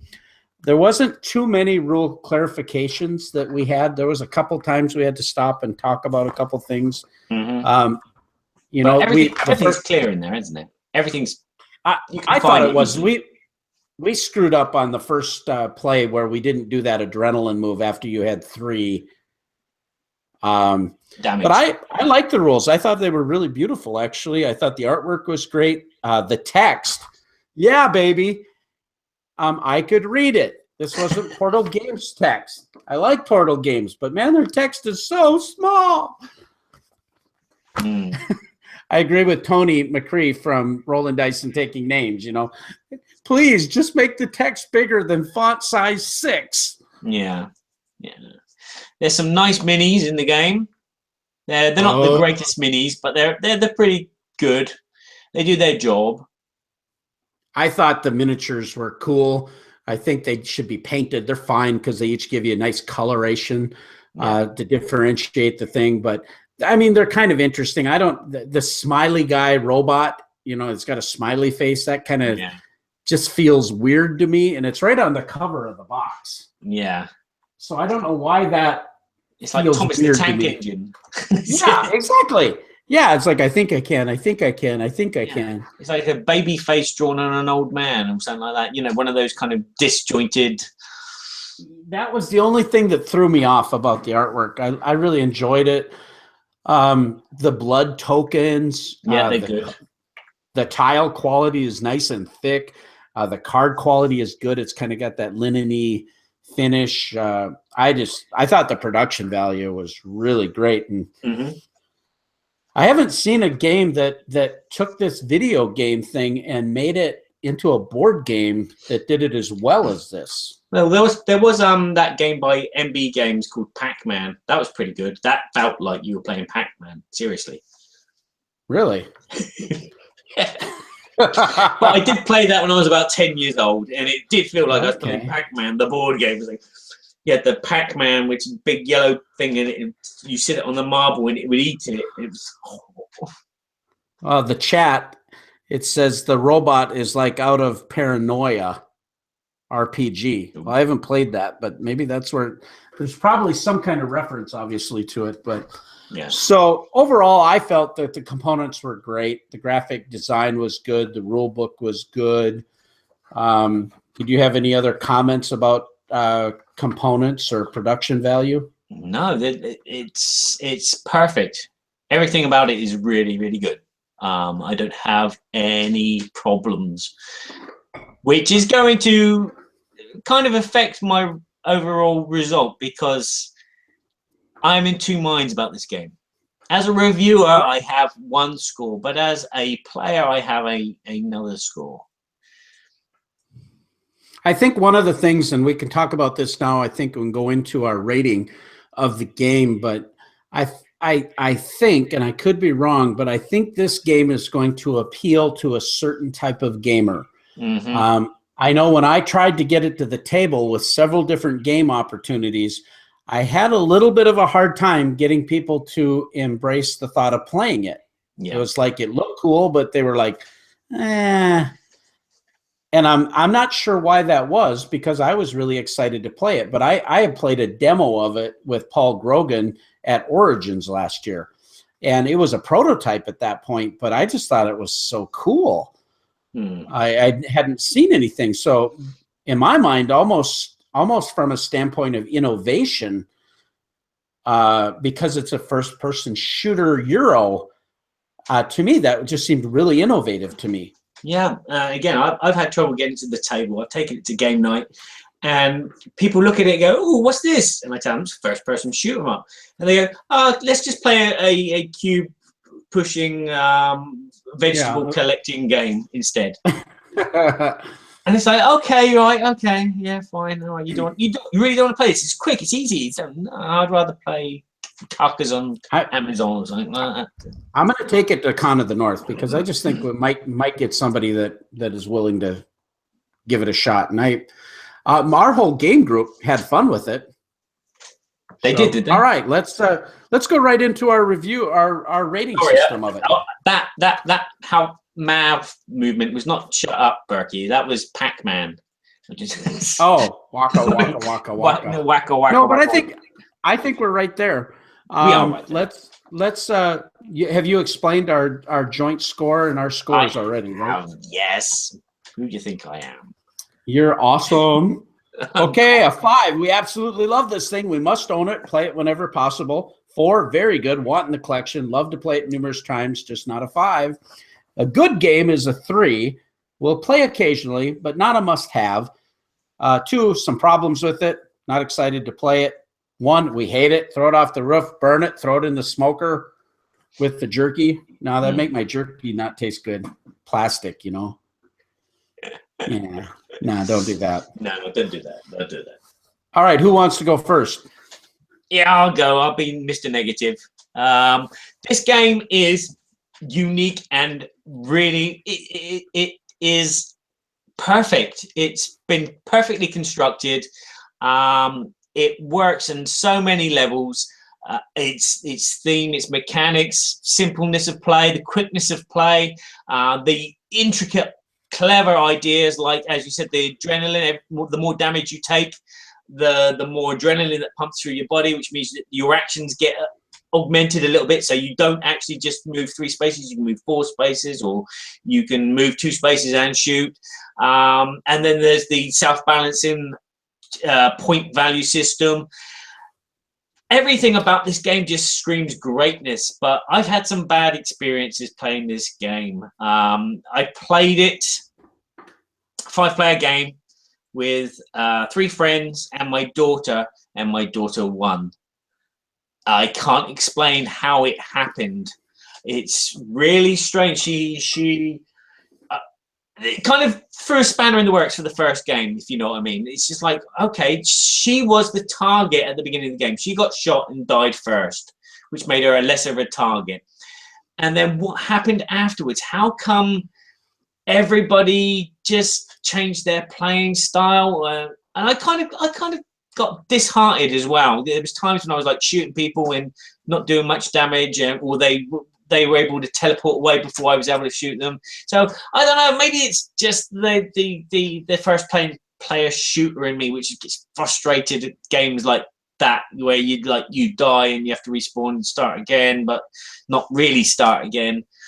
I don't know. It's a really, really intense game, but I just didn't enjoy it. It just didn't pop for me. So how about the reviewer side of you? The reviewer side to me was the beginning of that sentence. The reviewer side, this game is an excellent, well-crafted game, if you like those sort of things. But for me, I don't know, maybe there's no building mechanism in the game, which is something that I'm starting to look at. Most of the games that I've played, there's some kind of element of building. You're building your character, you're building a farm, you're building a car, you're building something, you're building an engine, which is going to make you... But in this game, it's just a case of, plump, you've got everything, go, get points. And I think that's kind of cuts the replayability out for me. It's just like, well, I don't feel like I'm doing anything apart from walking around and shooting. I don't feel an objective apart from getting more points than someone else, but everyone else could gang up on me. And how did you feel about the different weaponry then that comes out that provided you different options of shooting and moving? I don't know. I couldn't find a good weapon. It was like I'd pick up a weapon. I think this is the best weapon ever. And then I'd use it and it would be effective once. And then I couldn't recreate that situation or get into a good position to make that weapon useful again. On top of, collecting the ammunition for that weapon, I tried just playing a game with just one weapon, and I tried playing with 3 weapons, and it was like managing your ammo inventory, as well as juggling your position, as well as shooting other things. I don't know. So what rating do you give it? Ooh, I'm going to give it 3. But a review, if the reviewer side of me was not so personal, then yeah, it'd be a 5. Wow. But if we're doing this personally, I'm a 3 guy. It's a game where, there's no building. So 3, it's a good game you'll play occasionally, but not a must-have. Yeah.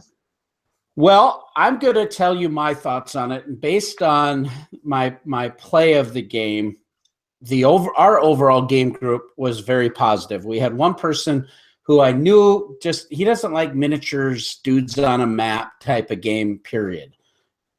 Games that I would think he would like, he doesn't like, but then it's really weird because he likes Kemet and he likes Cyclades.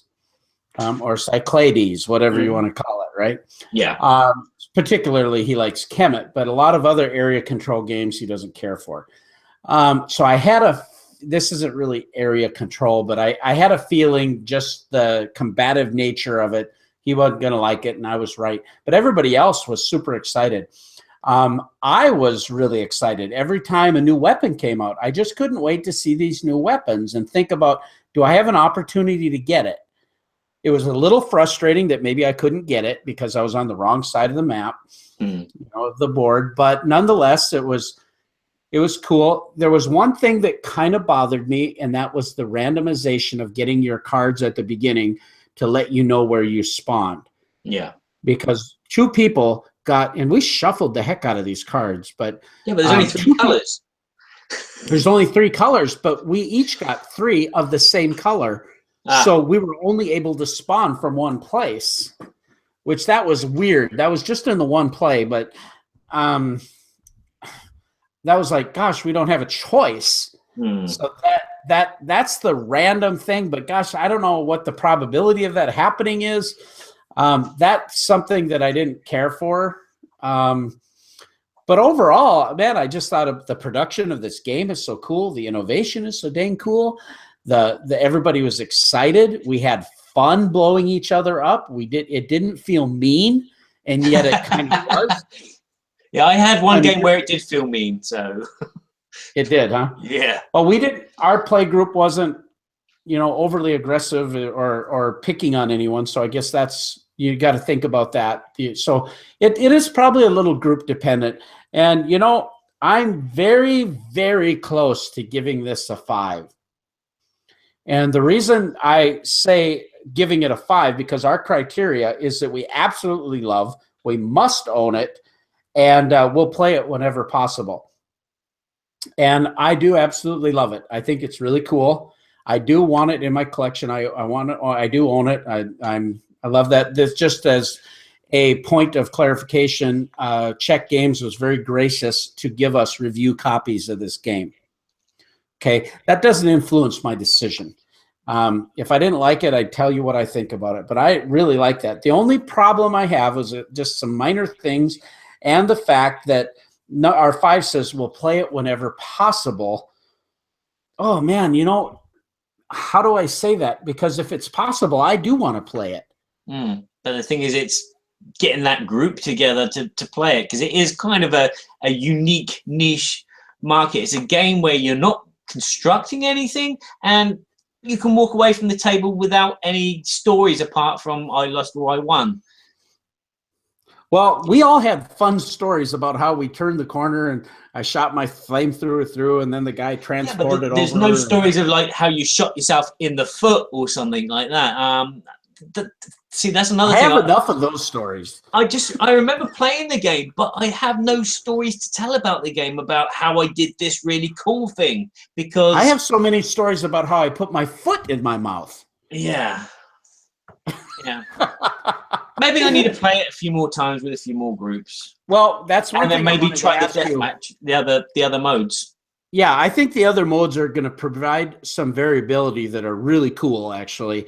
And we don't do a re-roll section like Blue Pig, Pink Pig does, where they go back and they look at what you played back, what we've reviewed in the past. And we haven't gotten to that point yet. We're on episode 37. But, with multiple replays of this game, I wonder if your view of the game, because from a reviewer's standpoint, you're going, boy, I think this is a well-crafted game. It's well-produced. It's like everything else Czech Games does. They're just great. Good people, great production, great marketing, all that. I wonder if your view, I bet you'll go up to a 4 as you get more plays. Yeah. Well, we'll see. I mean, I can't see my view changing too much due to the fact that, as I said, the gameplay is just repetitive, the same thing over and over again. And, if you say that the building in the game is actually collecting the weapons, well, it doesn't really change much, the weapons entirely. There's just another way to do damage to other players. There's no but character it's cool. building. It's too dang cool.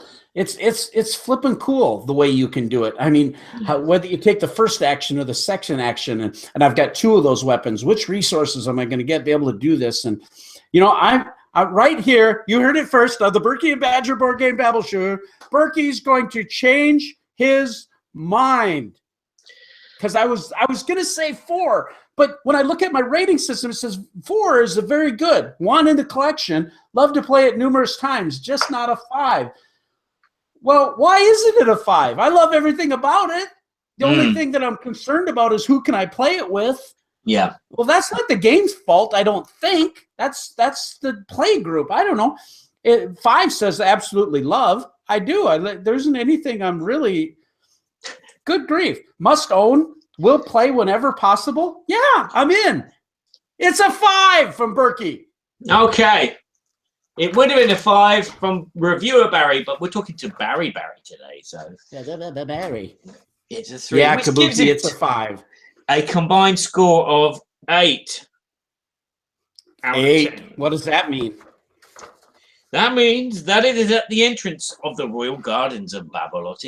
It's sniffing around the flowers with its smiley face. Well, there you go. There we go. I think it's a great game. Hey, if we've kind of told you the good and the bad and some things that might be potential downfalls of this game. So if you're not into that kind of game, dudes on a map and shooting one another type of games, this might not be your gig, but On the other side, there's some really fantastic things that I think are really worth taking a look. And so I think Adrenaline's a hit. I think it's priced good too. I mean, you're finding this game out there for around $40-ish, $45. And for that kind of money, I think it's a really great value. Yeah, definitely. Well, that's our Knights of Babblelot segment. I think just for time, we probably better get moving on to the Babble. The Babble.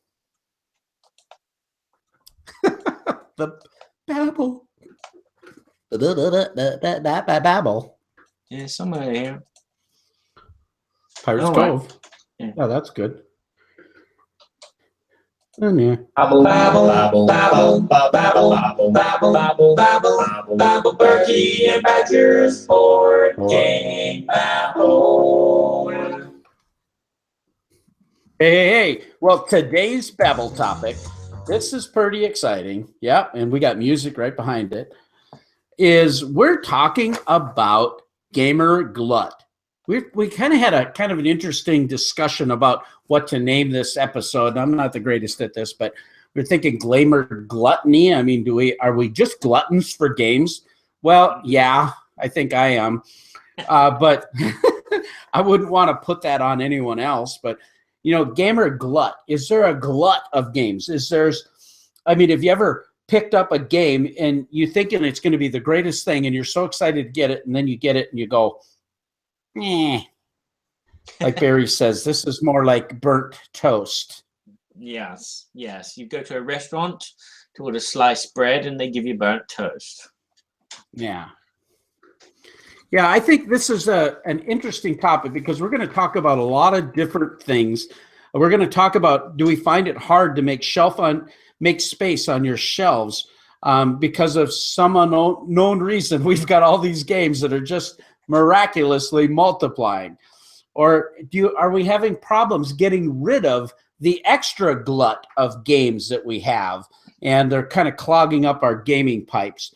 How do we get rid of or cull our gaming collection? What are some options there? And have we reached the point of no return? Are there too many games? Are there more than we need? I mean, this is the things we're going to talk about in Gamer Glut. So why don't you go ahead, Barry, and just start us off with the first question? The first question. Yeah. Jeez. What's the first question? What's the first question? I'll go through it. Okay. Edit. Yeah. Sorry, I was going back to Kabuki Kid's notes. She started talking about the subject earlier. So. Yeah, I think Kabuki just makes a comment. Thinks it's a good thing that a lot of game reviews are out there so that we can sift through the chaff.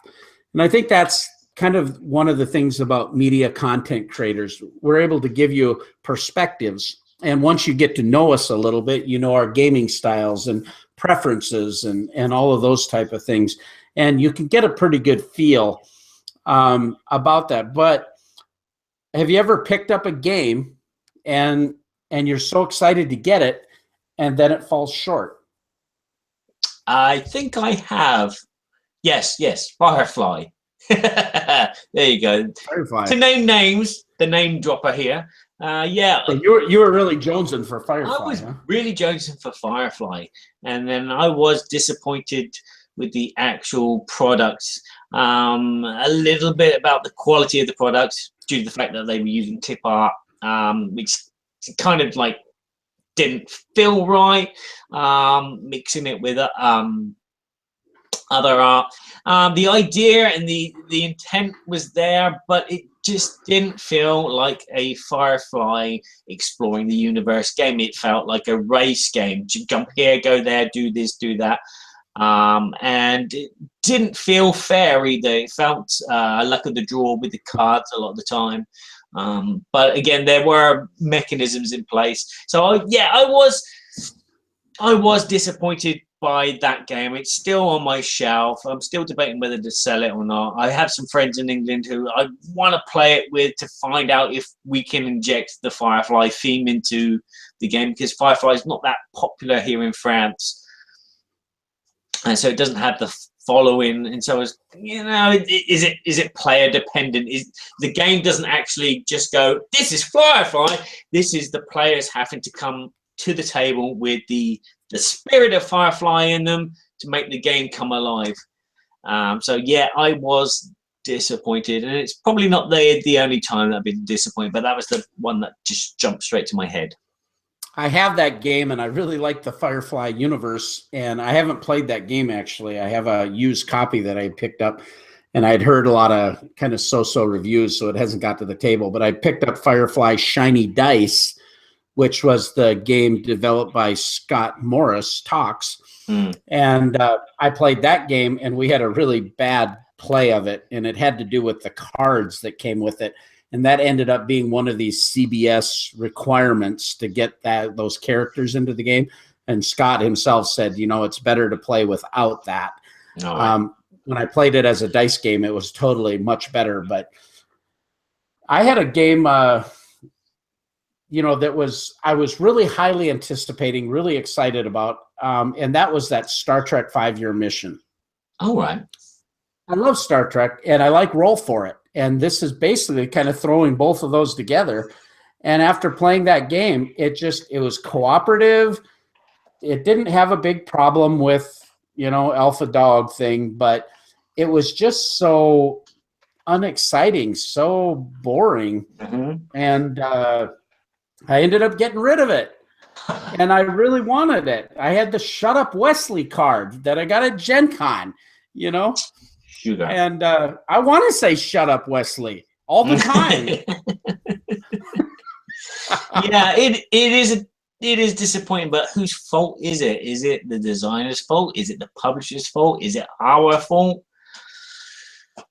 Well, I think it brings into context gamer hype.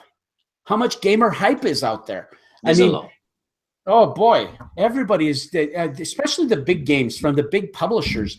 I mean, the marketing machine goes into place. People get excited because of something that happened in the past. You know, Blood Rage, you know, there was good hype and so forth. But now this new Rising Sun that's coming out, Eric Lang is tweeting about it.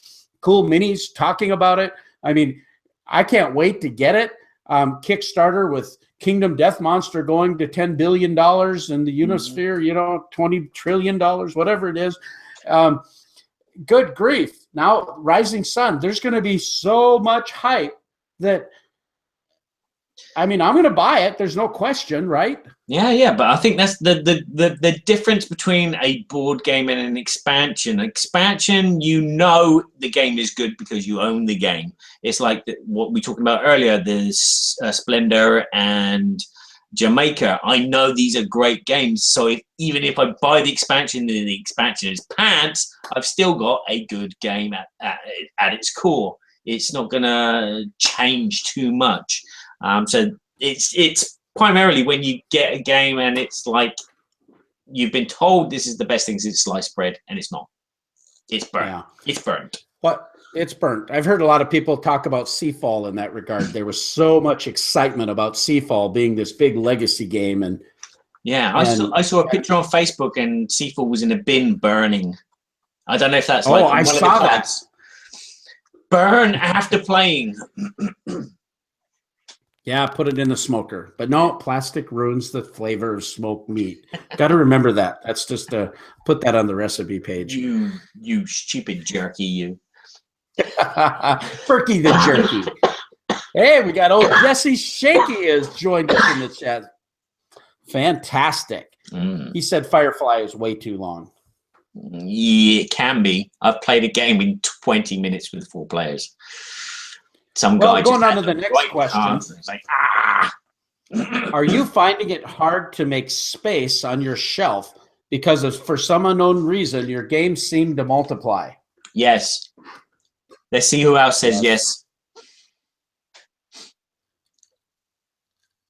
What do you guys think? Crickets. Cricket.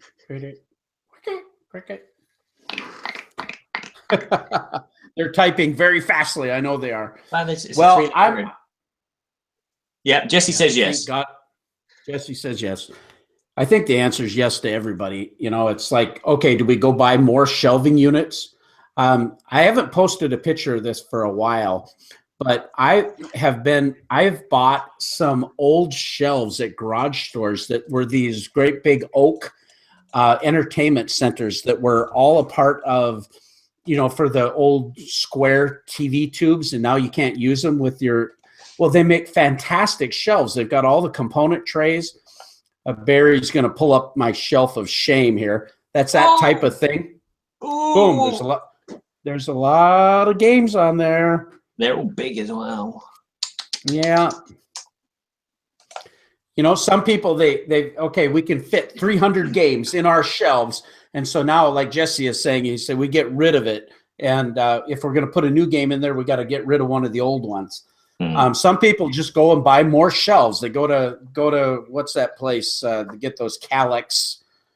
IKEA. IKEA, yeah. They go do that. I'm cheap, so I build my own stuff, or I'll, you know, go find it at a. You're talented. You can build your own stuff. There you go.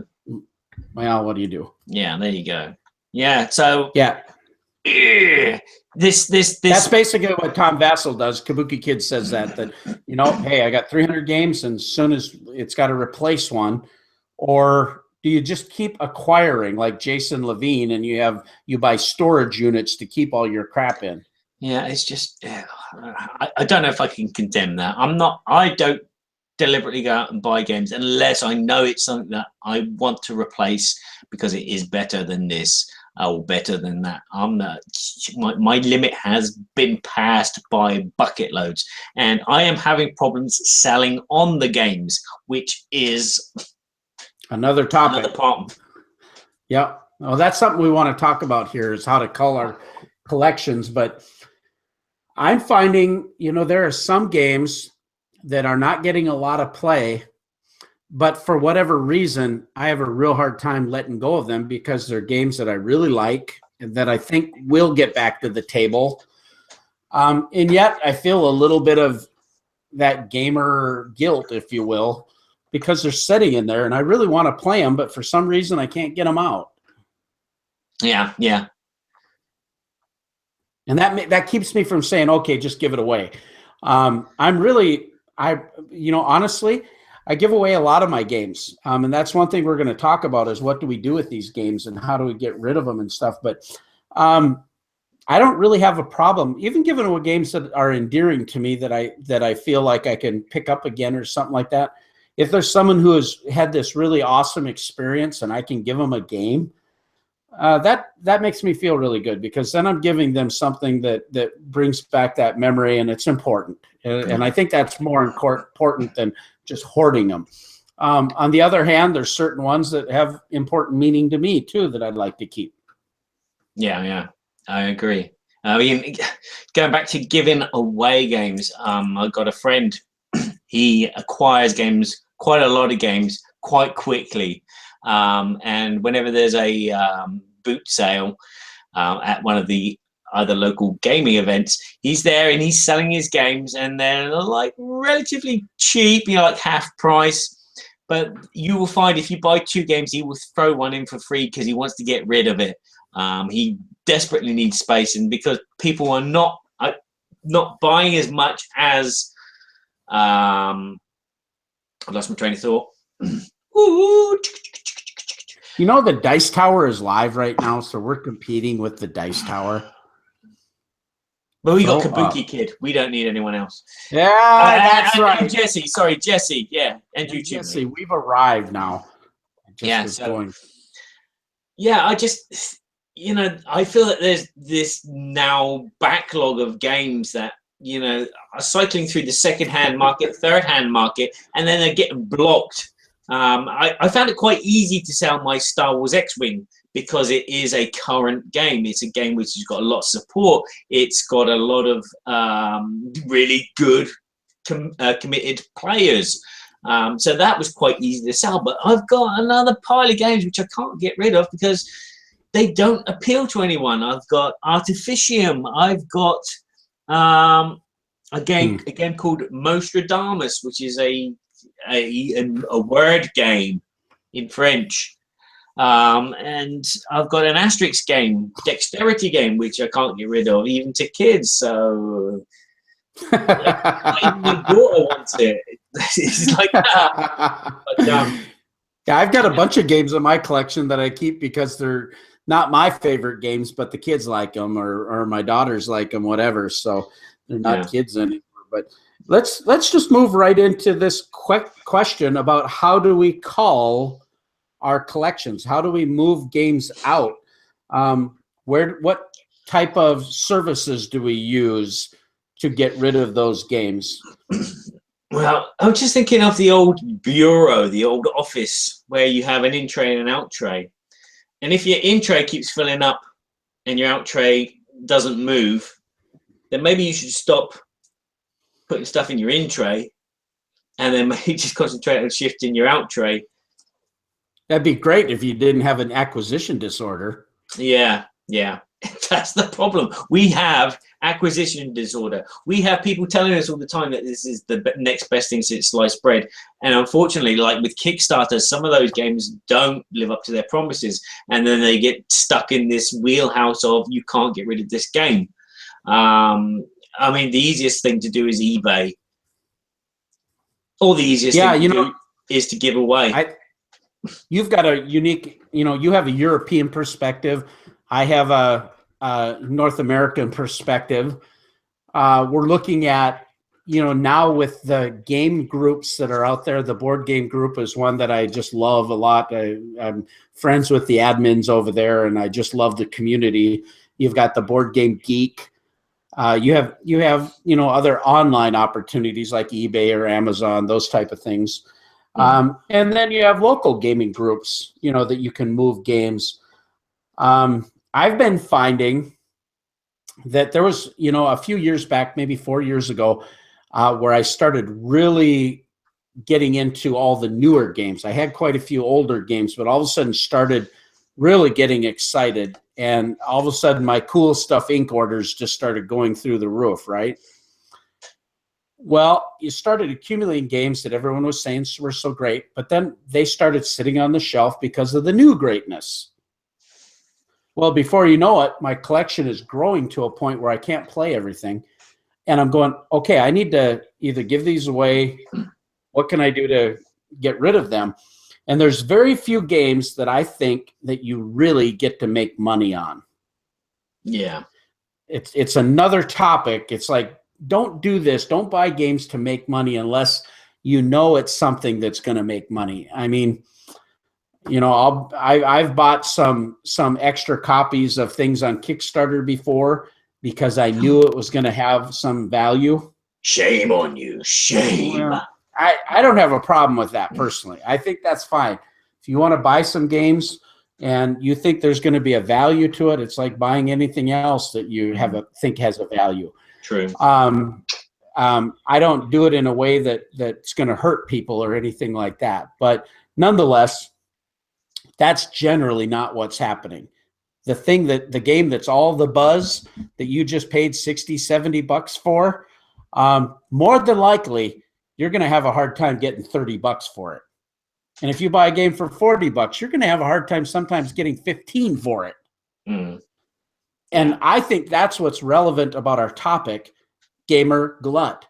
There is so many games. Just go to the board game group, buy, trade, and sell. You see people that are trading games, and when they don't just show one or two games. They show a whole stack, just like that picture I showed you of my games that I was culling. And they're good games.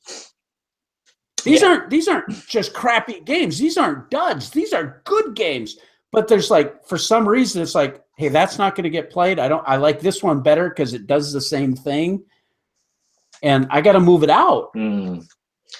Yeah, there are a lot of the gaming groups around this area. They will hold a car boot sale once every year, and you'll go along and you'll have to reserve a table if you want to sell anything beforehand. You'll have to kind of like pay up front, and then you'll go to one of these events and you'll see all these people unload about 8 or 9 bags worth of games, and the table will be stacked up to there, and you won't be able to see the person behind. And they're trying to organize it and display it so they're like the little stick on post-it notes are showing €15. But it's impossible because there are just so many games. The people are just buying everything and anything that has the word board game in it, and then playing it and then thinking, no, this isn't what I want. I'll jet it on. It's this cult of the new, which is keeping this second market going. Yeah. Also, it's going to block it up, I think, eventually, because as I said, some of the games that I have, I can't sell. I've been to a few of these car boot sale thingies, and I can't shift these games because nobody's interested in them. They're not that great. What the hell is this? If it's something with Eric Lang's name on it, boom, it's gone. If it's something which is set in some IP universe, boom, it's gone. But you have a game, you have a little card game which you've had signed from the designer. Exactly. And it's not too bad. You can't even sell it for like €5.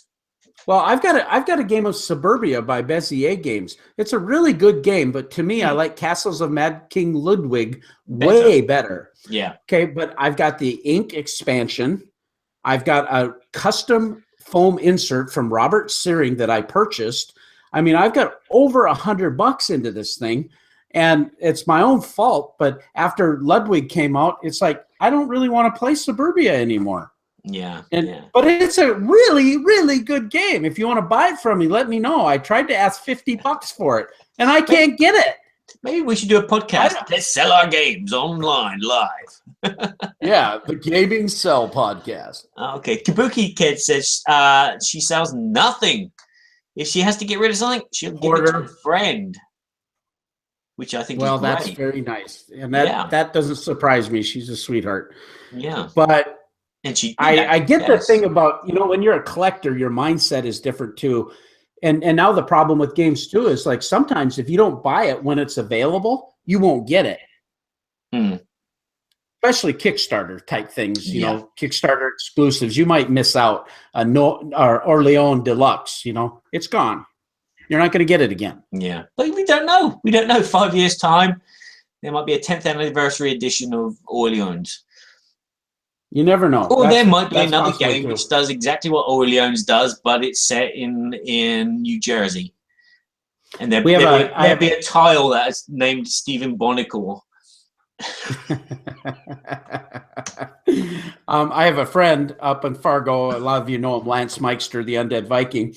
And he went up to Paradox Game Store where they have this kind of garage sale type of thing.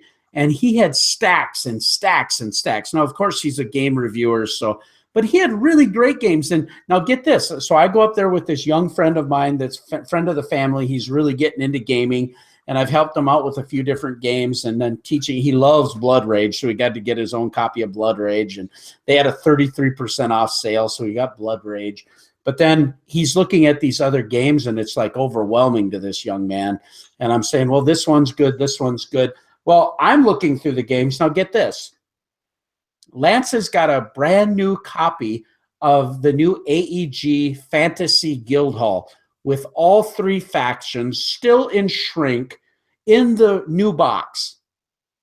And I really like Guildhall. I can never get my family to play because it's too take that. They'll get pissed off. Yeah. So we don't get to play it. But I love that game. It's such a great little card game. And I love the idea of the new factions, the elves and the fantasy. He sold me that game for $20. That was like a $65, $70 worth of game. Brand new. I got for $20. Now, he's a nice man, and he gave me a really good deal. But still, he was doing that with all of his games. At the end of the night, he was chucking them out for $5 for some of them. You still with me? I don't know if we got locked up there.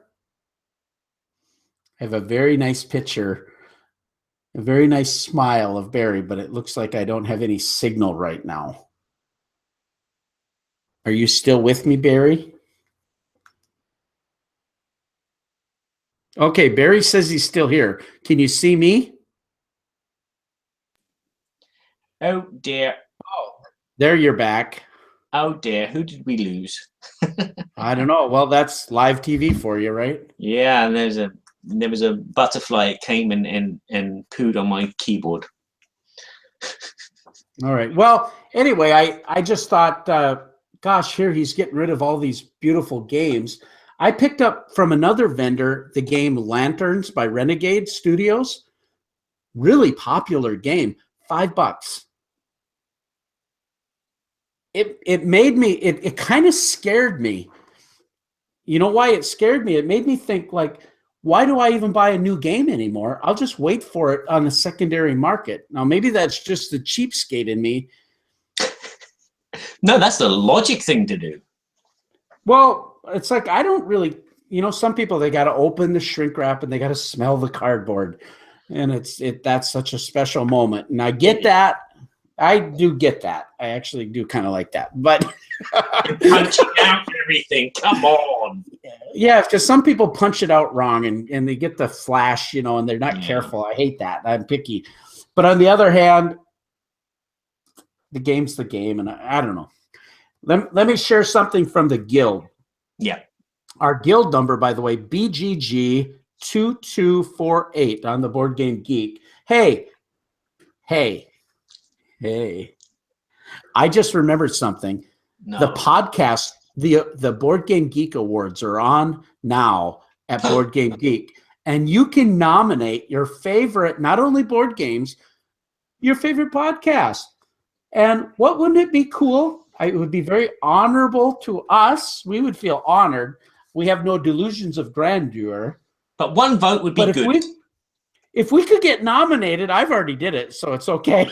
Oh, so we've got one vote. That's it. You don't have to vote now, guys. No, come on. Dukes of Dice is one of my favorites. I love the Dukes. There's so many good ones that I just love. But anyway, it'd be an honor if you want to go to the Board Game Geek and nominate Berkey and Badger for a podcast award. That'd be cool. Nonetheless, Sean Ramirez, one of my favorites from the Dukes of Dice, says, throughout the year, once I decide a game needs to leave the duchy, the collection, I put it in the basement. In the past, I've done shipping and math trades and con-specific math trades. I've done that too at BGG Con. Just gives me more stuff to throw on the shelf of shame. Finally, as my collection of to-be-called games reach a crazy level, I decide to organize a gamer's garage sale 2 weeks ago at our local board game cafe. That's the Empire Board Game Theater Library in Albuquerque, New Mexico. Pretty close. Albuquerque. Sing there. I thought you were going to sing. No. Albuquerque, New Mexico. We had 12 sellers and had about 200 people showed up throughout the morning. I brought 95 games. Wow. 95 games. Wish I could have called 5 more to make it an even 100. I wound up selling 65 games. A lot of them I was happy to wheel and deal. He had some collectibles. I know he talked about it on the podcast. It says we funneled the transactions through the Empire board game store, and the sellers got cashed out, okay, in the form of a gift card to Empire. That's how we set it up so Empire could get a cut. And they walked out with a sweet $1,150 of store credit. Oh. He's going to be buying a lot of Star Wars Destiny. Yeah, I can imagine. Yeah. Well, that was kind of cool, innovative way of the local game store got something out of it, because obviously people, if they're spending money on used, aren't going to be buying new. Yeah. And that's what our game store does as well. Actually, they actually do buy the games back secondhand and then resell them in the secondhand market, or keep them in their personal library. So when there's a game night, people can use them there. But they don't have a great deal of space. So it's not always a viable option to, buy 5 games, take 2 back every month. because they will run out of space, or they might run out of people that want to buy those games. I mean, my wife bought a second-hand game called Le Monde de Vin. It's a kind of like Trivial Pursuit board game with questions about wine and the different regions and the textures of grapes and the cépage. Yeah. I don't know why. Yeah, but I just thought of another way to get rid of your games if you've got too many.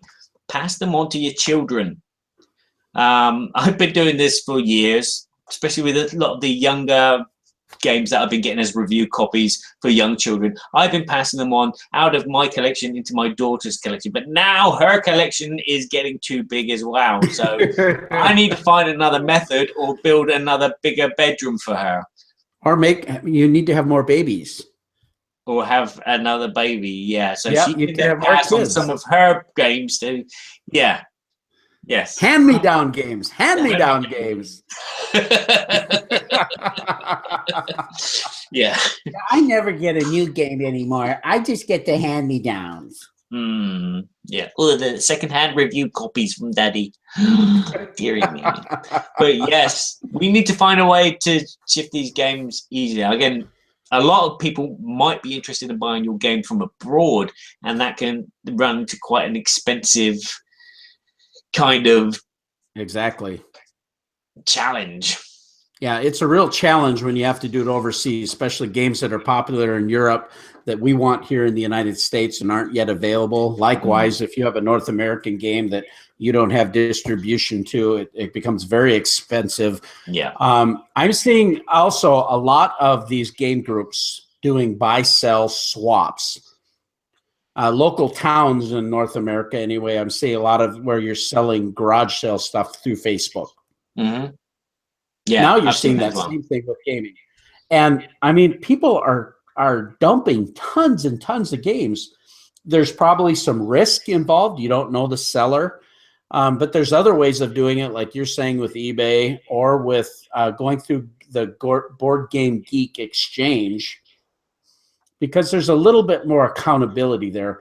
I think there's accountability to a degree in the buy-sell trade swaps too, because if somebody screws somebody, everybody's going to let everybody know about this person. Yeah, and that's a nice thing. Again, Facebook. There's someone set up a Facebook page here for this little sector of France. And so you can post your games on there and say, I'm selling it for 20 euros, any offers. And as soon as someone offers it, that post comes down and they can arrange to meet each other because it's all local. So that's always great as well. That's a fantastic, simple, cheap way of doing it. Well, I went through a major culling and I tried to price things what I thought were really good prices, well below retail. And games that were in excellent condition.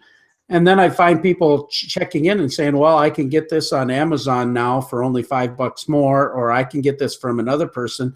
And when they have to buy it for me and you add $15 shipping or $10 shipping, it doesn't make any sense for them. Why would they take the risk of buying it from me when they can?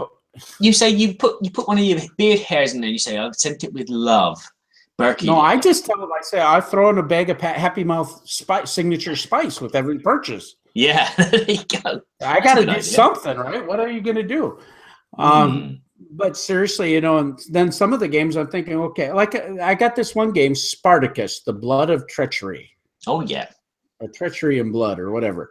I was told it was really great. I got it in a math trade, down at BGG Con. It's supposed to be about a $50 game, but all of a sudden you're seeing people dumping it for $20, $25. And now I'm like, well, do I want to get rid of it for $25 or do I want to actually play it? Because I haven't played it yet. Yeah. But I thought, gosh, when am I going to get to that? I need the right audience to play that. My son and I think would play that game, but he's off to college and it's hard right now to get that to the table. Yeah, definitely. I don't know. I think that's the struggle. And are we reaching a point of no return? Gamer glut. We have so many games that all of a sudden are we going to have a bubble? I mean, that's been talked about before. The comic book bubble, the trading card, baseball card bubble. all these bubbles. I love the fact that we got all these awesome games, but are we reaching a point where people are just like, it's too much? Yeah. Well, in the news here in France about a couple of weeks ago, they were talking about the growth and the economy of board games. And some of the statistics I remember off the top of my head are that in France in 2010, 520 games were released. In 2016, that number was 1,400 games released that year in this country. In France? Just in France.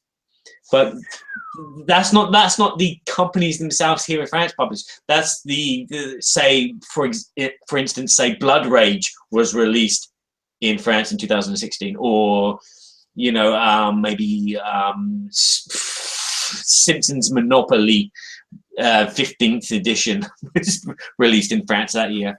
But that is an awful lot of games. Whether they apply to us as gamers or whether they apply to just people like they're just wooden kind of multi board games, or I don't know, whatever. Whether it applies to us is another state of matter. But it's just incredible that there's this many games that are being produced and put on the market every year. I mean, guessing there was like 700 new titles. Not crazy. And then there was the expansions, and it's like, how can you review it all? I mean, I've noticed that Tom's reviews have been getting slower and slower. Yeah. But this Kabuki just mentioned that Jeff Engelstein talked about how there used to be a time where you knew where every game was coming out and you would mark it on your calendar, and there were few enough that you could buy everything that was released, basically. Yeah. If you wanted to. Yeah. And now there's no way to keep up. No, you just have to buy it when you can. I mean, I'm finding myself probably going to buy a game that is about 10 years old next week, because I haven't had chance to pick it up before, because what was it like? Descent came out, and I was like, yes, must get Descent. And then I had to wait like 4 or 5 years before I could actually go out and buy it, because I didn't have the funds at the time. There were other games that were coming out which were going to hit the table very, very quickly. Mm-hmm. And it's just that.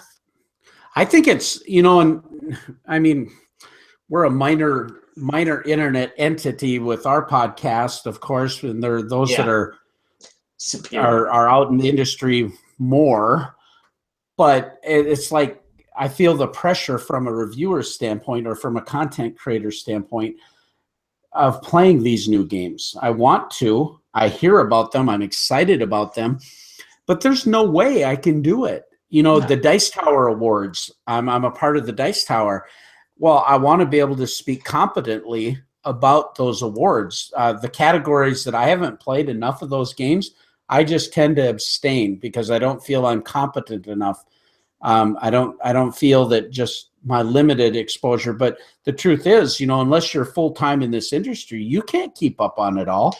And it takes a lot of time. Even if you're full time. You can't if you're full time. No, you can't. And then, so what happens? Everybody goes towards the hotness.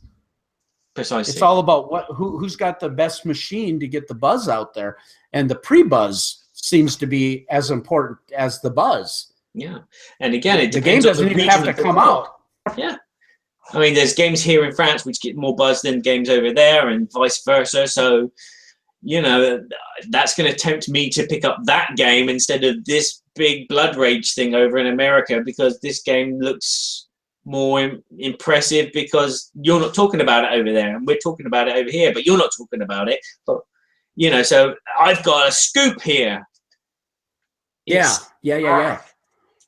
Well, and it's that kind of, we got to be on the top game. If we aren't on the top game, then we're not in the community, because your numbers go up on your reviews if you're doing something that's popular. And yet, I just want to play good games. Yeah. Why just because it isn't, there's so many games that have flown under the radar, so to speak. Maybe this is another topic we should have, just games that have flown under the radar. Mm-hmm. Games out there, but they, for one reason or another, didn't get the right market buzz. you know, like Viral now is getting all kinds of buzz. Tom Vassell has talked about it. Arcane Wonders is starting. In fact, just as we were talking, there was a shot that came across my Sheen, a notification saying how much buzz Viral is getting already. And I'm like, worker placement, unique theme, all those kind of things. But we haven't even played the game. No, I mean, Gloomhaven has been getting bucket loads of buzz. Scythe is still getting buzz, but that's a good game, which is good. But, you know, to have buzz about games which are not even out, I think can be a bit distracting as well, especially to collectors. I mean, well, you get excited about it, though, because people are talking about it. And it's like, gosh, why can't we just enjoy the games we have? Yeah. I've got so many I enjoy. And then we have, I feel like I'm having probably 50% of new games that I try, that 50% of them are like, oh, wow, I'm so glad we played this. This is so cool. And 50% that like, oh, I was excited, but dang, it's fine. It's a good game. Yeah. And again, there's only didn't like it. We probably aren't going to play it again. Yeah, there's only a certain amount of mechanics that you can get used to. And I played some prototypes and stuff, and it's like, yeah, this is like that, which is like that, which is like that. There's nothing which pops and says pizzazz. There's lots of games which are just there. Yeah. They're just card games or trick-taking games, or they're monster games or dungeon crawlers. I don't know why I did it, but we had the math trade thing at a no-ship math trade or auction at the Con of the North. And so I got in there. I've been looking for Bora Bora. That's a game that I've always wanted to play. I haven't bought it. I've been trying to trade for one, and I don't know why I want it. I like Stefan Feld, but anyway, I bid on it. Yeah, he does. Yes, he does. He's a very attractive man. So I love point salad games. So we got I bid $21 on it, and then someone else bid more, and I just said, yeah, whatever. I got too many games to play. And that's the way I've been feeling lately. It's like, why am I buying any games? I got so many games that I haven't even played. It's just so stupid. And yet that's all I can do, you know, but there's games I really want to play Nippon, and I haven't gotten to play it yet. I really want to play Prospectus by Mr. B Games, and I haven't played it. Why do I need to go buy another game? Yeah. My pile of games not being played has gone down considerably. I've got about 4 games that I haven't played. Oh, you're so much better than me. And I've got this other game. I just bought it for $15. King Sport Festival. Oh, yes. Now, that game is supposed to be like Kingsburg and maybe a little better. Well, I really like Kingsburg. Why did I spend $15 to buy a game that I don't know when I'm going to get to it, because I think it's better than one that I already have? I already have one that I like. I like Kingsburg. I have an insert from it from Robert Searing, and I have the expansion. Why do I need to do this? So now you bought a game which is probably going to be better, and when you do play it, you'll enjoy it more, and then you'll have to sell the very customized super edition that you... Yeah, get nothing for it. Get $10 for it. Yeah. Well, I think what I'm going to do is I'm going to figure out how I can evangelize the board game hobby and get games out to a whole bunch of the people. Jesse Shaky, he does this thing at the Fergus Falls Library where he gives away where he plays games with the community. And maybe I can donate some games to the library. Maybe I can do something. We can do some contests even for the people. I'm just thinking of what are some ways that I don't know about this. How many of our listeners? I think Kabuki Kid is familiar, for sure. She is with Rob Oren from the Rob Oren channel. He paints miniatures, but this man is like, he's become such a good friend of mine. I just love this guy. I don't know what to say. My heart is just so full of how this guy does things for the community. He gives away 30 some games a month. Last month, he had like $1,300 in shipping fees to give games to people. Wow. He has a Patreon. He gets some money coming in each month. But, I mean, he's just I've met him personally at many conventions. And I don't know. I just my heart goes out to him because he's just the kind of people that I love. And yeah, Kabuki says, I love Rob Warren. And I think there's just something about his authenticity, his perspective. The games in his collection don't mean as much to him as the community means. That inspires me. And to me, that's like, it's like, that's the way I feel. What can we do? It's like old JFK years ago said, ask not what you can do for your country, but what you can, ask not what your country can do for you, but what your country can do for you, or what your country, you can do for the country. What you can do for the country. What time is it there? Right. Oh, no, exactly, though. There's something about giving and generosity that I think makes a big difference. I don't know. And just thinking about that in regards to culling, why do we have to sell it and try to make a profit? So why can't we do?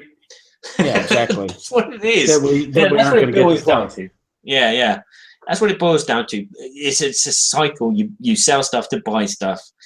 Unfortunately, there are some people that go against that. Because we're not all tarred by the same brush. We're not all the same kind of people. We're all board gamers. We all enjoy our hobby, but we are not going to be like the collector or the cult of the new or the cult of the old. We're all different, which is nice. Yeah, no, that's a good point. Well, anyway, I think it's an amazing topic. Gamer glut. Do we have too many games? What are we going to do about it? How do we deal with it? I think it's my perspective is evolving, because now I have a significant collection, almost 400 games. I feel like I have too many. It's too hard for me to get to all the games that I want to play. It's not like I'm really trying to go for that next best experience, but not anymore, I don't think. Yeah, it's less and less appealing to me. It's like, no, I'm good. I'm content. I love what I have. I'm interested in the new things. I'm very interested. I love the hobby, but it's not like I have to have it anymore. And the thing is that with those stats that I had from the French news channel, the growth of the industry in the amount of titles and games that have been released every year is a symbol of the growth of the industry. But we don't know what the growth is of the people that enjoy that industry, the hobbyists, the gamers. As long as they grow together and not one surpasses the other, I think we'll be okay. But we will never know what that number of people is. How many people have been converted into gamers? How many people are actually sitting down at the table instead of sitting at their tablets? As long as that number grows, the hobbyist numbers grow, then I don't think we're going to have a problem. But if that number is not growing and it's stagnating, or it's not growing as much as what people think is, because everyone is just buying lots and lots of games and not playing them, selling them on, we are going to hit that bubble, unfortunately. And it feels like it's approaching. But as I said, that's just a feeling. It's not a statistic. I can't back it up. But well, I have the exact same feeling. And I think the hobby is growing. The companies are trying to work more with the local friendly gaming store concept. They're trying to get more organized play. They're trying to grow into other avenues. You have people evangelizing the hobby to the new gamers, gateway games, all of those kind of things. So I think that is happening. So the hobby obviously is growing. But if that does stop, then this supply and demand issue is going to come into play, and we're going to have some problems. And I hope that the hobby continues to grow and become more mainstream. And that's going to be good for all of us. And hey, bottom line, hey, you got some old games you're not playing anymore? Give them away to some people. Yeah. I think it's a great move. If you need to get some money out of them, you go to the buy, sell, trade shops, try Facebook, do some of those things. The Board Game Group has a really good one. Go to Board Game Geek, go to eBay. You know, there's nothing wrong with that. I'm not saying that I've sold games, so there's no guilt in any of it, but there's a lot of opportunities to do good with this. And so great concept, great talk, great babble topic. Thank you, Barry. No problems. I'm worried that maybe you're actually the undead Viking in disguise, because this seems to have gone on and on and on. Alaboom. This has become an alaboom. Yeah, this has been a long topic. Sorry for the break. Barry's going to do a really nice job editing it and tightening it up a little bit because he's a genius. I'll edit that out. Don't edit it out, or I'll post it all over Facebook. You'll be terminated. Terminated. I'll be back. Yes, and it will be huge.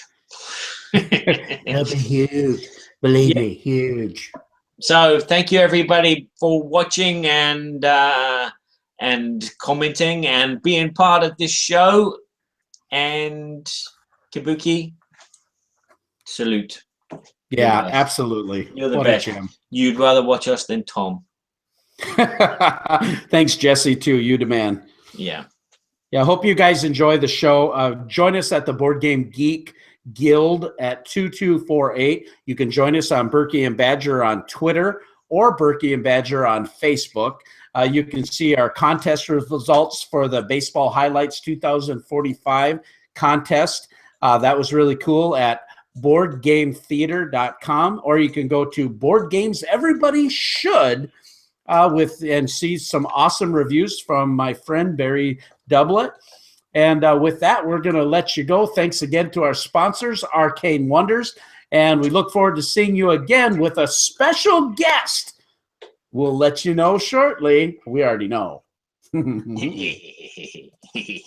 Send us off, buddy.